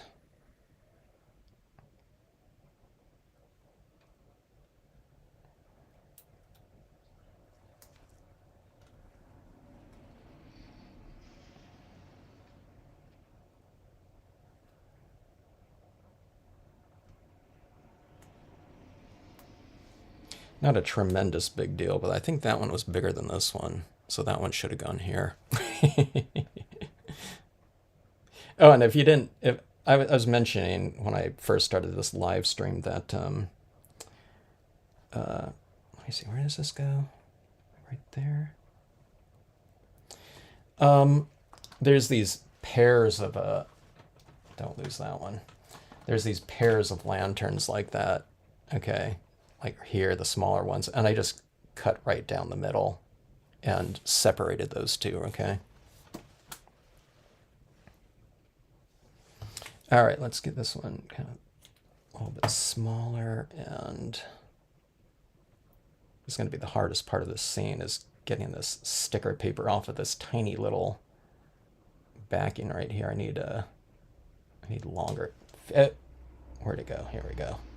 I need longer fingernails.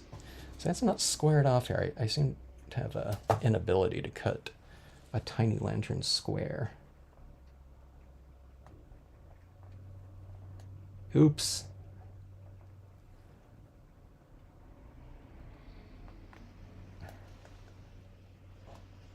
That doesn't match this one at all here. Let's cut this one like a lot smaller too, I think.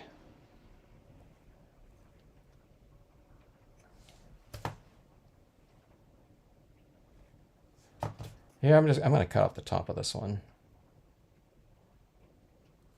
We'll just have that kind of glowing lower portion of it, because it's supposed to be so, like really distant. I don't know if we needed that lantern, that stamping of a lantern. You could probably just cut out a tiny little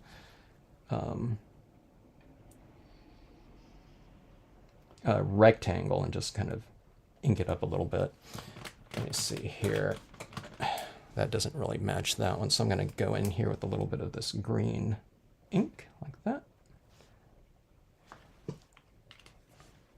All right, and I pre-stamped my quote stamp here on a piece of glow-in-the-dark sticker paper as well. Let me do this before I come in here. No, let's do this one first. I'm gonna make I want some of these stars to kind of be glowing, but okay, I was thinking this is on sticker paper. It's not. I matted it here, so we'll go with the Barely Art glue with precision applicator.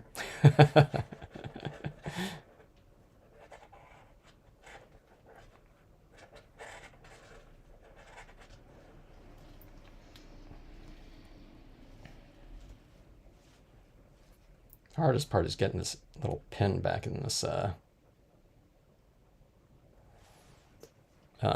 tip. Okay, here we go. This whole thing's going to get matted too.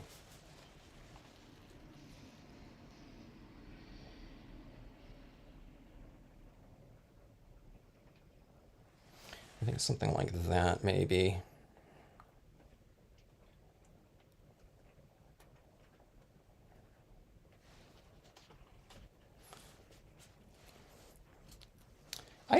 Okay. Oh, man. Oh, good. It wasn't on the bottom of the pile. I do like those eagles, even in like a nighttime sky. I think it's a little bit more, I don't know, whatever, whimsical with these eagles up here.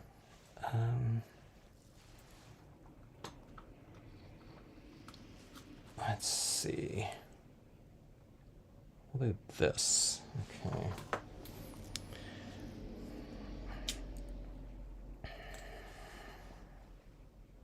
Hello in Wyoming, Holly. Is she still here? Sorry, I haven't been reading the text here. VersaFine ink needs to be completely dry to prevent smearing. Okay, yeah. The VersaFine ink also on glossy cardstock, like I said, I'm not sure if that'll dry at all. Not that it's made, it's really made for like matte. But I don't know, sometimes when I say certain types of things, it's like, oh, that worked on whatever type of paper, or, oh, that works in Arizona. It doesn't work here, like in California or something like, the more arid type of area sometimes. And maybe different brands of paper, a certain type of paper that's a little bit less porous for me, you know, it might be there might be another brand of a certain type of cardstock that accepts, you know, other types of inks that maybe aren't compatible with the one that I have. So I'm really careful, or try to be somewhat careful to not to say like this can't work, because I get that all the time. When I post something that I don't know, where I didn't realize, oh, there, you know, there's word out there that, you know, you're not supposed to use, or certain types of things don't work on you know, papers, and I just try it anyway. But it might be my, you know, whatever combination I used with that ink, you know, so it's stuff like foils or something like that. I get comments like, or like vellum or something. Oh, I didn't know you could stamp whatever on vellum. But it might be like a different type of pigment ink that I'm using, you know, water-based brilliance or something like that, as opposed to like a oil-based Claire VersaFine. Okay, these are the two tiny eagles. It's like they're in a night thermal, which wouldn't exist, but in a whimsical type of thing, you know, like that. See, I don't know. They added something, a little bit of extra visual interest, I think. They're kind of like visual, I don't know, whatever, directional types of guides, you know. They're kind of going up like that, so it kind of pulls the viewer up here through this area right here and gets people caught into a like a visual whirlpool of you know, that they can't escape from.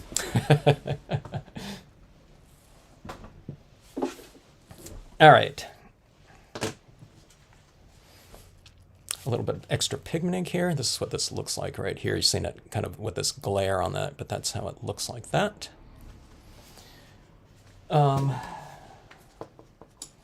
We have a lot of kind of monotonous texturing up here. I think it's rich, but let's break it up a little bit with a little bit of a soft and sharp, but also it's kind of near and far right here by bringing in, or I don't know, whatever stars. It could be young and older stars, but you can have these stars like this kind of glowing a little bit more. But see that texture right there? See how that really up here, it's like it's kind of like an attention getter.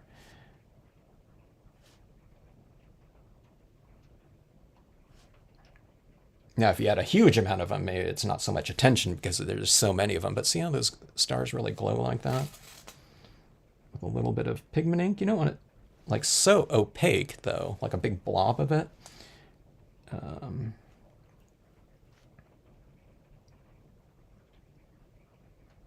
I'm just kind of dabbing this down on some of those that are a little bit larger, like that. Okay. Let's do this thing too. It's like a couple of these little dots down here. Now, if you don't like some of these dots that, you know, splatter painted on here, you can probably just take, yeah, see that right there? See, there's 3 of them right there. Now see that one right behind that bird?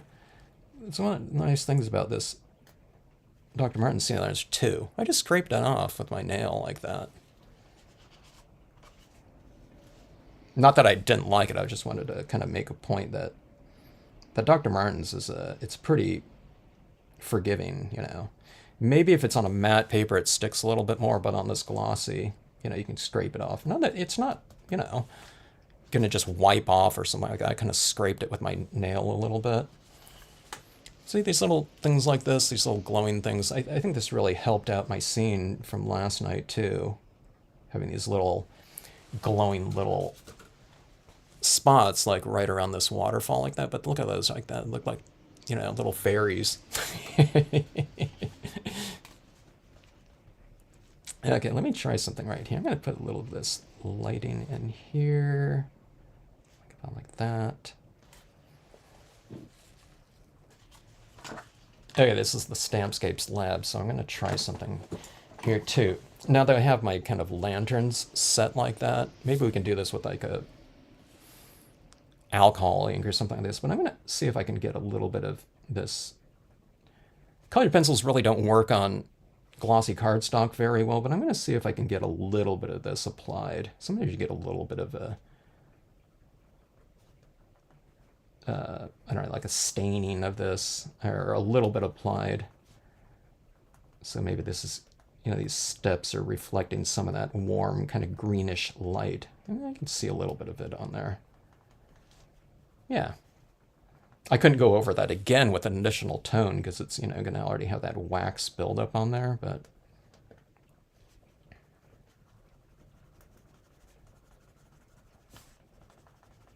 I guess this is soft enough where it's applying on top of that. Okay, let's see. I keep using this all the time, but these leaves right here. Let's go on with one final step here.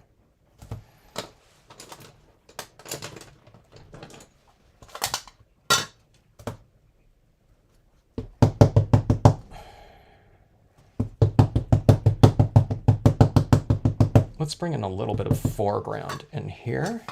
Let's go like this right here. Oh, you don't have much of a sky view. Yeah, I think you mentioned that, Laura. There, that sounds familiar. Glycerin to the simple green in water, but I don't bother anymore. A lot of people, yeah, you know, when after you do stuff for a while, sometimes you're doing things like, you know, that it's a really good, but then it's like, does it, you know, does that make that big of a difference? And you just kind of like, we leave kind of, you know, certain processes behind, huh? Okay, here we go like this. So this is kind of just framing off the piece a little bit more. I'm just kind of using a little bit of this because this is a narrow, you know, scene like this, but they have, you know, a little bit of extra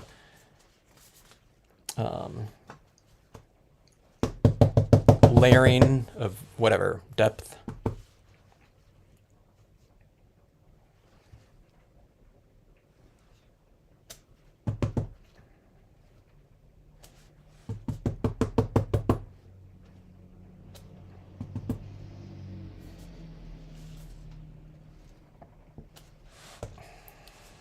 Okay, like that. And I think I do have a little bit of room down below for a little bit of an extra change. This is a combination I use a lot of times, like the reeds down below and overhanging branches or something like that. Up above, we have that lantern right here, so I can't stamp over it because it's raised and, you know, this won't stamp out, so I'm just kind of working around it like that. But you get that little extra little foreground imagery right in here, and it just kind of flanks the step area. Don't go in front of it, otherwise you're kind of closing off the this opening right here to enter the scene from.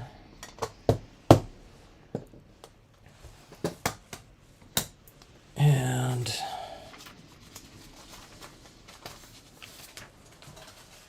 I'll take a look here. I need to really watch out for that. I'm going to let that air dry though. There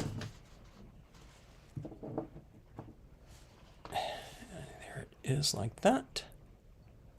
Let's charge this up with a little bit of lighting here.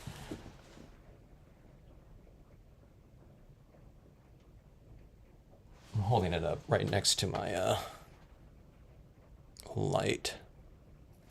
And let me turn on my lamp across my room, because otherwise we won't be able to see this at all. If I turn off, you'll be able to see the glow in the dark, but you won't be able to see the scene.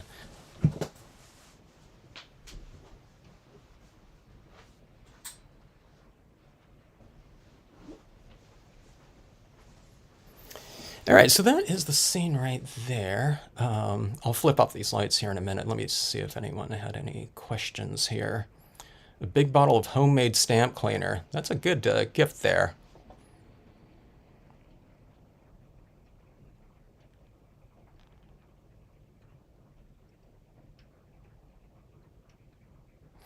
Yeah, Sheila, if you ship stuff to the UK, if it's under £4, use this. So you can look on this service called. The website is called Pirate Ship. Kind of a cool name for a company, huh? But they have this method called Simple Export, and if it's under £4, it's one of the cheaper ways to ship things over to any international location. But you might, I think you have to kind of ask them about it too. It's a special deal that they have, and you ship via, this goes for anyone if you're shipping somewhere.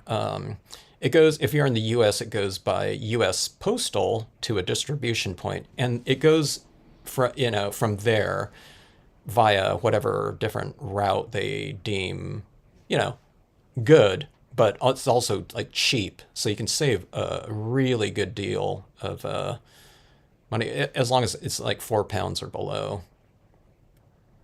Colored pencils on the high gloss paper. Oh, I just did right there, Holly, but just one little layer. See, oh, does anyone see that in there? Those little greenish tinges like that right next to the lanterns, like right in here. I mean, it's kind of subtle because I wasn't going on to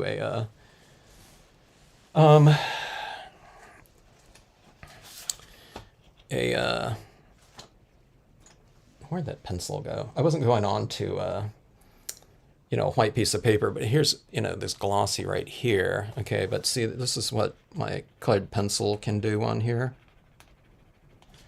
Like that, with this one right here. Okay. I wasn't quite sure if it was going to apply over the top of all those additional inks on there either. Not let those dye-based inks leave a lot of texturing or anything like that, but it does okay by that. Black and white, but my coloring is not so. Holly, draw me a note, and I'll kind of work you through that because I'm not. I work color, but I'm working values. Okay. And that's what you get with black and white. Black and white, you're thinking about values. You're thinking about grayscale or something like that. But that's what this largely is. It's just like an exercise in lights and darks. I just happen to be working in hue. Okay. Hello, Josh TV. How are you? What got you into stamp? I was going to school at Long Beach State. I was in the art program, early art program. I'm going to flip off some lights here. Let me recharge here. I didn't charge this up very long.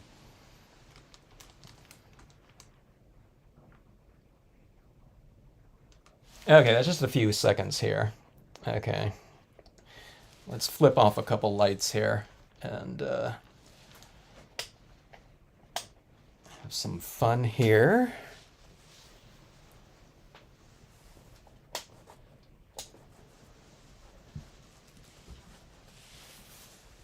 Now my camera compensates, and tries to get some lighting in here because it's really dark, but... Oh, there you go. Now this is not that light, okay? Everything is being compensated for, but you can see the glow-in-the-dark lanterns right here in that situation. And the color of these lanterns right here is a lot more kind of greenish in tone. Let me see if I can get this.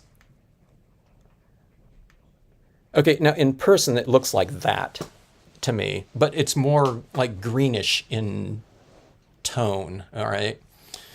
Well, there you have it right there. Lights off like that. Yeah, my camera's compensating for it a little bit, but that's kind of the gist of it right there. Let me turn this back on. But see those little lanterns like that? It's really fun.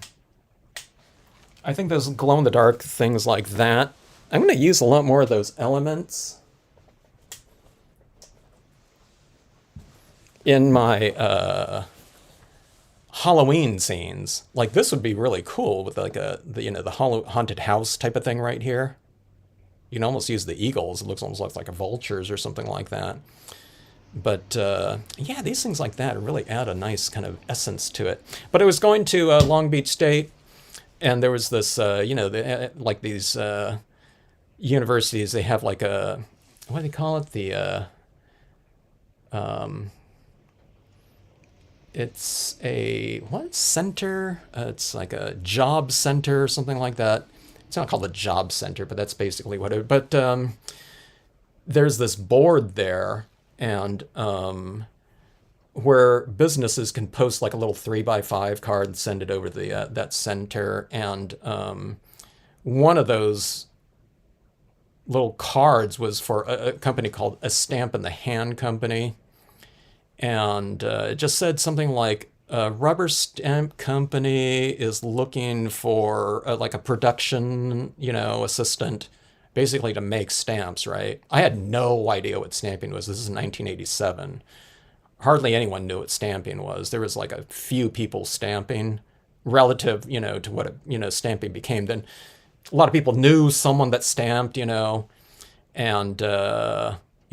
and there was Stampin' Up, so people knew what stamping was, by, I don't know, like early 2000s or something like that. But I had no idea I thought it was business rubber stamps. And okay, so in that job description, it says must be creative and neat. Okay, so I did things like graphic arts in high school, and I knew things like, knew the gist of things like design and typesetting or something like that. I wasn't a graphic design student, but I thought it would be doing, making rubber stamps, for like businesses or something like that. And when I went in there, there's, they got all these stamps of like teddy bears and, geese with like picnic baskets, stuff like that. I'm thinking, what in the world? People, this is like a hobby for people. So I just started. I thought, okay, let's give it a try. It was either that or like the school bookstore, stocking shelves.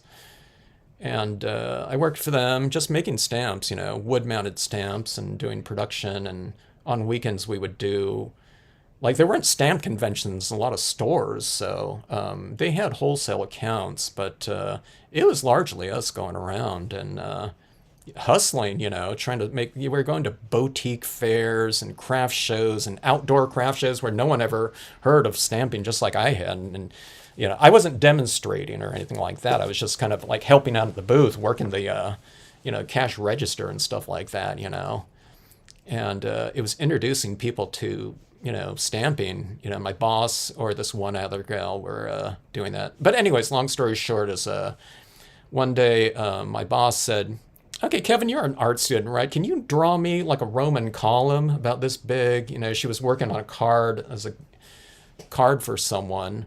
And I said, sure, so I just took up like a ballpoint pen and I drew like a Roman column. And she goes, oh, hey, that worked great. So she made a copy of it. So she had a column on the other side of this little whatever card she was doing. And she goes, hey, we can probably make that into a rubber stamp. I like, fired that thing off in like 15 minutes, It was just like a couple inch tall. I said, oh, don't use that.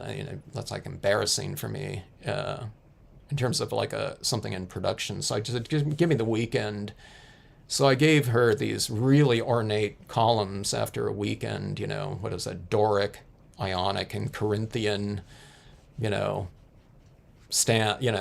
column things, and they were about 4 or 5 inches tall so that she could reduce them and make them into stamps. So I did this like Greco-Roman, grouping. She goes, oh, can you make some other things to go along with that? So I did that. So anyways, long story short is I started designing different stamps for them and different lines. And it wasn't working. You don't go to work and work on rubber stamps. It was just like she would ask like the entire staff, okay, we're going to come up with some new stamps.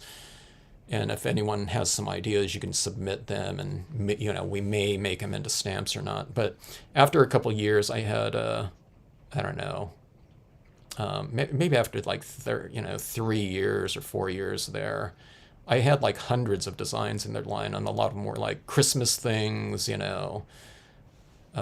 streamers, little seasonal things, hearts, for Valentine's Day and everything like that. And one of them was nature designs, and it was just a small grouping too. And a couple of those stamps got pretty popular It wasn't like a whole system, like an ecosystem though. And then I expanded on it, and those things became really popular, especially when I started demonstrating them, which I didn't stamp at all. Okay, I was just a designer, and someone else would handle the samples with all my other stamps for the most part. And then I started stamping because these other guys were doing like the demonstrations at conventions too. But when I came out with that system of nature designs, this one guy he asked, okay, well, what do you want to see done, and the customers said, or the person in the booth said, oh, can you stamp these nature stamps right here? And this guy, Jeff Redford, who's on Facebook, who I just got in touch with recently, he said, Kevin, come here, I have no idea what to do with these stamps. Here, you sit down and, show them. So I, sat down and, did a demonstration of it. And I hadn't even used the stamps before myself, but I knew how, in theory, they should work. And, then I started demonstrating all the time with those nature stamps. So that's how I got into it right there. Graduated, long story short, again, this is like a long story, maybe, but after I graduated, I did some freelance illustration work, and I thought, that nature series was really, really kind of exploding at a stamp in the hand, and I thought, okay, if I'm going to kind of explore that idea of modular stamping, I needed to go independent so I can just do what I wanted to do. And that's when it started. And that was, Holly, that was in 1993 when I started doing my own line. 1994 was my first big full year, after I had the full grouping of that first release out. I had to do like 1 or 2 plates at a time because it was expensive, and I was just like teaching workshops around town. And when I would get a couple $100, I would get like 2 new plates made or something like that, so I can release like maybe 6 more designs at a time. So every time I went to these stores, I was just like, okay, I have these stamps, but you can buy them right now to sell to your customers, but I'm not going to have them again for a few months because I have to put anything that I make from them into the new series. So it's like, yeah, you can have these stamps, but you can't get them again until, a few months later. So that's the way it went there for a while. But, yeah, the beginning of scenic stamping. Let's see. Yeah, the lantern's fun, huh? The lanterns right here, I thought lent to a stronger visual lead-in like that.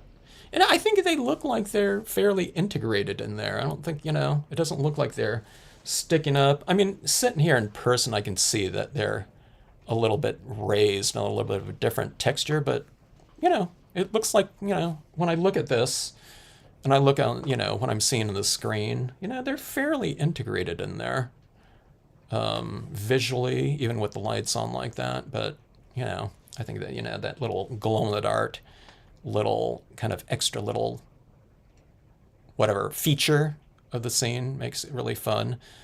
I think some metallics in here would be really cool, like a blue metallic pen, or if you have a little bit of glitter or something like that. Something like this. And we have these little lanterns in here. If you had little fireflies around in here. This doesn't represent fireflies, but if we had these things kind of like floating around in here, I think that might be kind of cool too.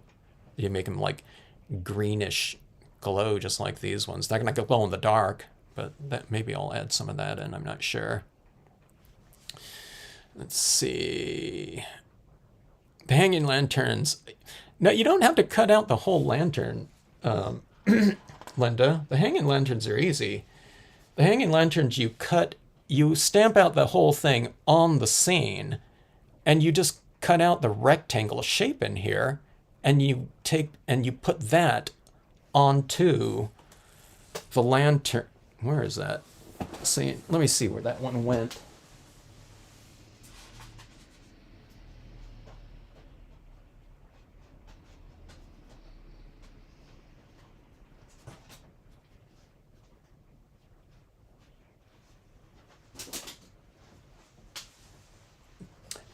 I have no idea where that other lantern scene went. But no, yeah, the dark part of this, you don't have to cut out at all. You just cut out that center portion, and then you stick that center portion right into the middle of your stamped out lantern. So it's real easy. It's easier to cut out. Well, I don't know. I guess it's the same, cutting out these rectangles right here. You get a gold medal for me. Oh, those I was cutting out my lantern when I was like on that little tiny one. I kept cutting. It was like I'm supposed to cut like that, but I was cutting out like that. So it was a lot of trial and error. If you look close, though, these ones are like, they're not even like symmetrical like at all, like that. Gotten colored pencils to work on glossy. So my colored pencils that I have, not all of them would work on here because like this is the Prismacolor Premieres. And I think they're made by someone else now. So someone told me they might not be as soft. But when I went onto colored pencil forums and started asking about that, because I didn't know anything about it. I just had this set for like, 30, speaking of my school days, I got it like when I was a freshman in college. I think some drawing class, beginning drawing, told us to get, a set of those Prismacolors that we never even used. So I just got, it was either the Prismacolors or it wasn't Grumbach. I forget the other name of that colored pencil. There was only two brands out there. Faber-Castell, maybe? But I got the Prismacolors. It was probably because it was cheaper. And so they're nice and buttery soft like that. Glad you liked that piece, Josh. But yeah, Sheila, some of them are just like softer. You might go and see if there's any kind of like softer ones. Okay, but if you haven't gotten pencils to wear, like colored pencils, what you might Sheila, you probably have some watercolor pencils though, don't you? Try the watercolor pencils on, a glossy or something. Now, those aren't going to work for me on like a foil, like at all. Okay, like a glossy mirrored foil. I think I might work on something like this, okay, but like this paper right here, like you can see it, I'm not going to be able to put another layer over the top of that though either. And some of my Prismacolors out of the same set won't work. I'm sure the black will though. Like the black seems to be the softest one. I don't even know where the black went here. Someone stole the black. Oh. Okay, so here's the black right here. Black Prisma.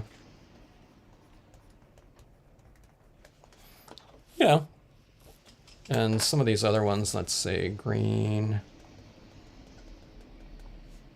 So I don't know. Yeah, let's say like this. Can't hardly see that one because it's just so light. That one's pretty soft.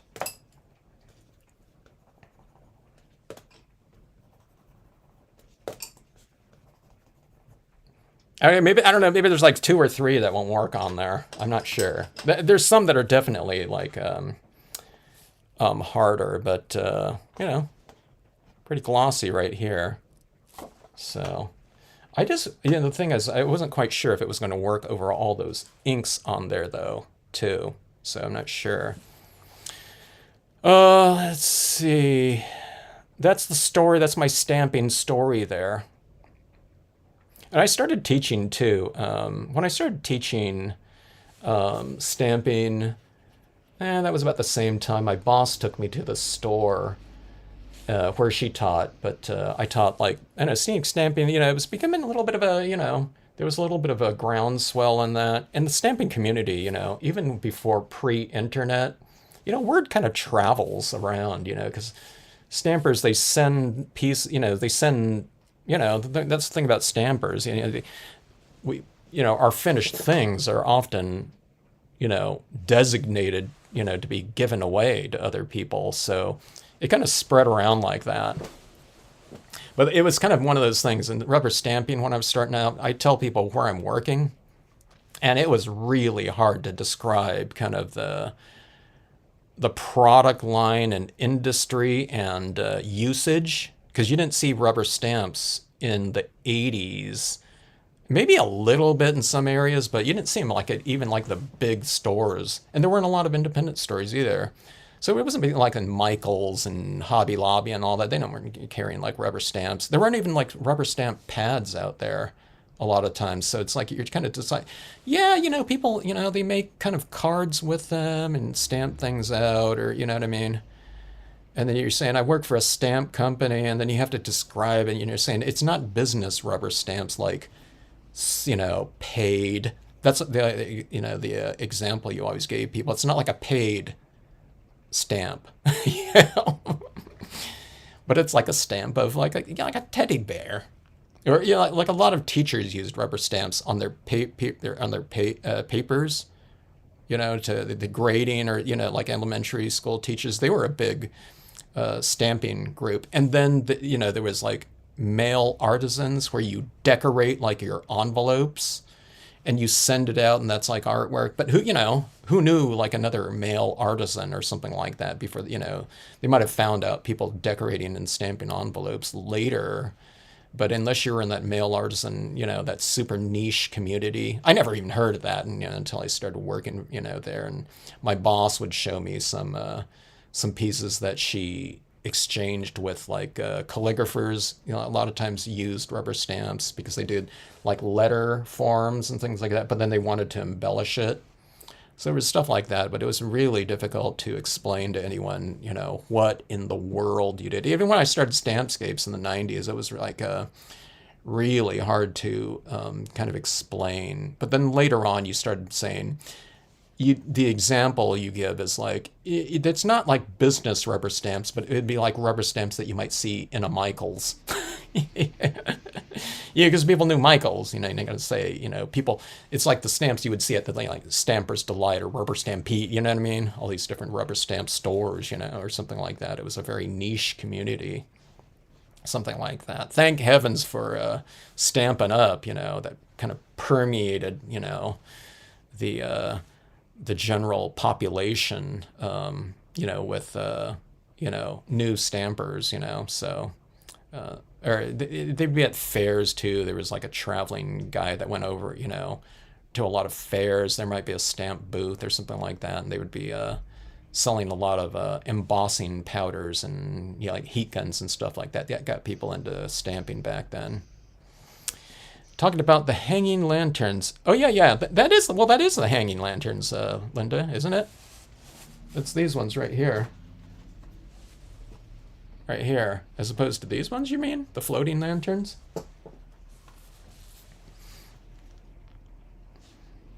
I have a bunch of watercolor pencils. Yeah, try them. So Sheila, one customer of mine that used Stampscapes a lot, she used watercolor pencils instead of colored pencils because she swore, no, this is 20 years ago, she swore that they were softer than colored pencils. So she just liked that, the softness of them more. So she didn't, I don't know if she used colored pencils. She just liked that buttery, soft touch of, or application density of the watercolor pencils being used like colored pencils. She wouldn't use the water soluble aspect of them. She would just color with that.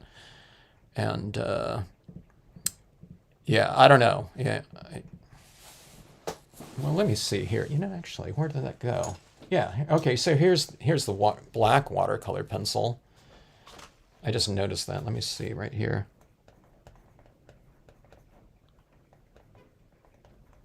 Yeah, it's about the same for me, like that. Maybe I can go a little bit darker.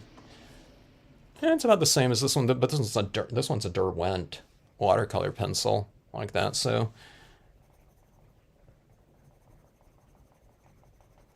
this is like black right here. And I mean, it's not giving me too much of a black right here. And then if I press harder, sometimes I'm like removing. Well, that didn't remove. I don't know. They got a little bit darker like that when I cross-hatched on that. You know what I mean? But I'm talking about just like subtle additions. I think it's decent for that, like down there. So I wouldn't color a whole scene on glossy with colored pencils. It would be really like super frustrating unless you wanted something like really, really subtle. That might be. About the small lens, I can see no need. Cut out. Yeah. Just cut out the centers like that. But then, we're stamping out the hanging lanterns, though, on the page so that we don't have to apply the whole one in there. So I was just applying like little rectangles. So it's actually easier with the hanging ones, maybe, because it's just a small part. And you can cut out like as much as you want, kind of in this little area right here. You don't even need to be very like precise at all. I don't even have that bottom part. I'm not cutting out that bottom part. I'm just cutting this straight across here, and I'm putting that right into. I wish I had that other one, scene handy right here. I've been stamping out so much I have no idea where these cards are right now. I thought it was in my pile right next to my desk, but yeah, I don't see it there. First dance where kids reward with washable ink on their hand. Oh, that's pretty cool. So it's like a tattoo. See, Candy, you contributed, and all those kids, as they started getting tattoos, while they were still in high school after that. Candy was stamping reward for kids with the washable ink on their hand. Candy just added that in. She was stamping those stamps on their hands with like stays on. Yeah, I remember those washable inks like that. I forgot what company sold those washable inks. Did Ranger have those? I can't remember. Yeah, but they're like non-toxic washable inks. That sounds really familiar. I think I remember someone else working with kids and mentioning the washable aspect of the media, or something like that too. I think the washable ones, if they got the ink on their clothes, it would come out. Watercolored for years. Now I'm excited to try them. Give them a try, Sheila, and see how they work. It might be a little bit different on different types of glossy as well. I'm not sure. You might try it on your photo paper too. That emulsion coating on the photo paper glossy. I don't know if it'll work or not, but you might want to give it a try, because it's probably going to be different, like I said, for like different brands of those watercolor pencils too. I'm not sure. Or if you have some watercolor sticks. The watercolor sticks aren't going to be like soft though, huh? They're going to be a little bit harder. I'm not sure. Like the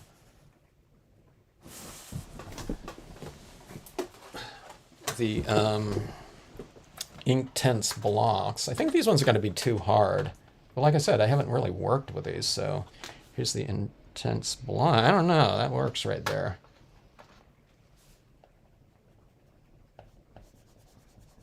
I mean, not great again, but I don't know. Those are the Inktense right there. So Sheila's going to come up with this. I always say Linda, but Sheila's going to take over this one. She's going to come up with. Sheila's going to come up with a really fantastic application of watercolors and glossy cardstocks and glossy photo paper for all of us to benefit from her experiments. And she's going to like work on that like a lot over this next week. I don't know. That goes on there. You might be able to do like a little wash or something like that. That might be kind of interesting to have like some kind of watercolory type of application on glossy cardstock, I don't know how you maybe get some background going or something like that. And then what do? You stamp over it with like a stays on or something like that, put the images on afterwards maybe. I don't know if that, I don't know if that would be, something that we would do, because you can probably get some other kind of look going with like alcohol inks or something like that of the same type of amorphic moving background. I don't know, that might look even kind of better than kind of this kind of more forced type of thing. But you never know. It could work out. You can maybe do like different blends or something like that, or where it comes out a little chunkier like that.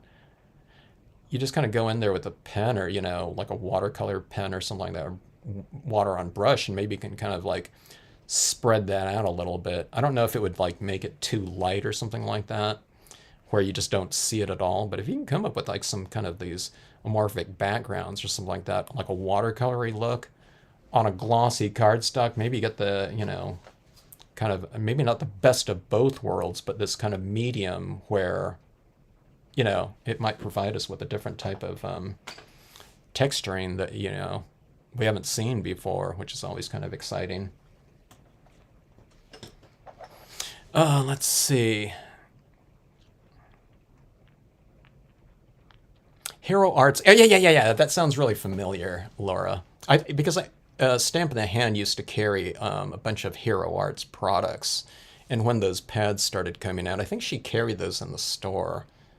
So that, yeah, that sounds really familiar. Hero Arts, yeah. Alcohol inks don't like me. I haven't worked with them outside of the pens, but I love those kind of like real amorphic kind of backgrounds, you know?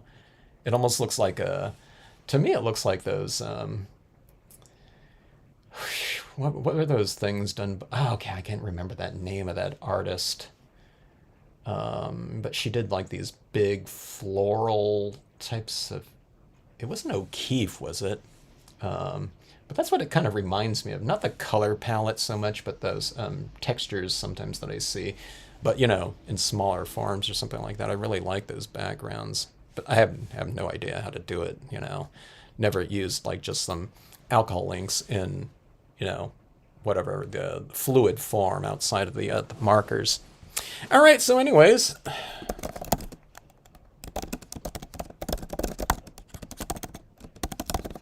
I can't go out and spray seal this right now. Well, I'm spray sealing on my porch yesterday. It's like really raining right now.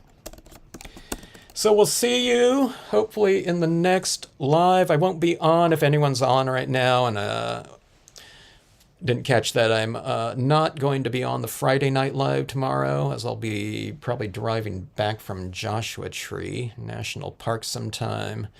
But I'll probably jump on sometime over the weekend. I'm really enjoying getting these, trying out these new images and these different arrangements and compositions and experiments. And I'm really liking how they're coming out. I think they're reasonably evocative types of settings, which is the point. I might end a little bit of a mystical thing with these little glowing little orbs, like they're up in the sky, but down in the grassy area they would be like little fireflies or something like that. I don't know if I can add something down here. Maybe there'd be too much to add like a little deer or something like that in here. But yeah, just really fun. So be on something probably over the weekend at some point in time. Be a little bit more impromptu, but subscribe and hit the notification bell. And maybe we'll see you then. All right, everyone. Have a great rest of evening. Thanks, Linda. I'll have fun out there. We'll take some pictures and post them to Facebook or something like that. Hopefully it's not my friend posting a picture of me collapsed on the in the sands or something like that. And yeah, it should be fun. I'm looking forward to getting out there. And I don't know, getting some good photographs for reference too. Thanks, Josh. Thanks for joining in. And great question on that. You know, what... makes me think back to the fun, good old days of the beginnings of the stamping world. Thanks, everyone. Have a great rest of evening, or whatever time it is for you. Out in Australia, it's noon. Have a great rest of day.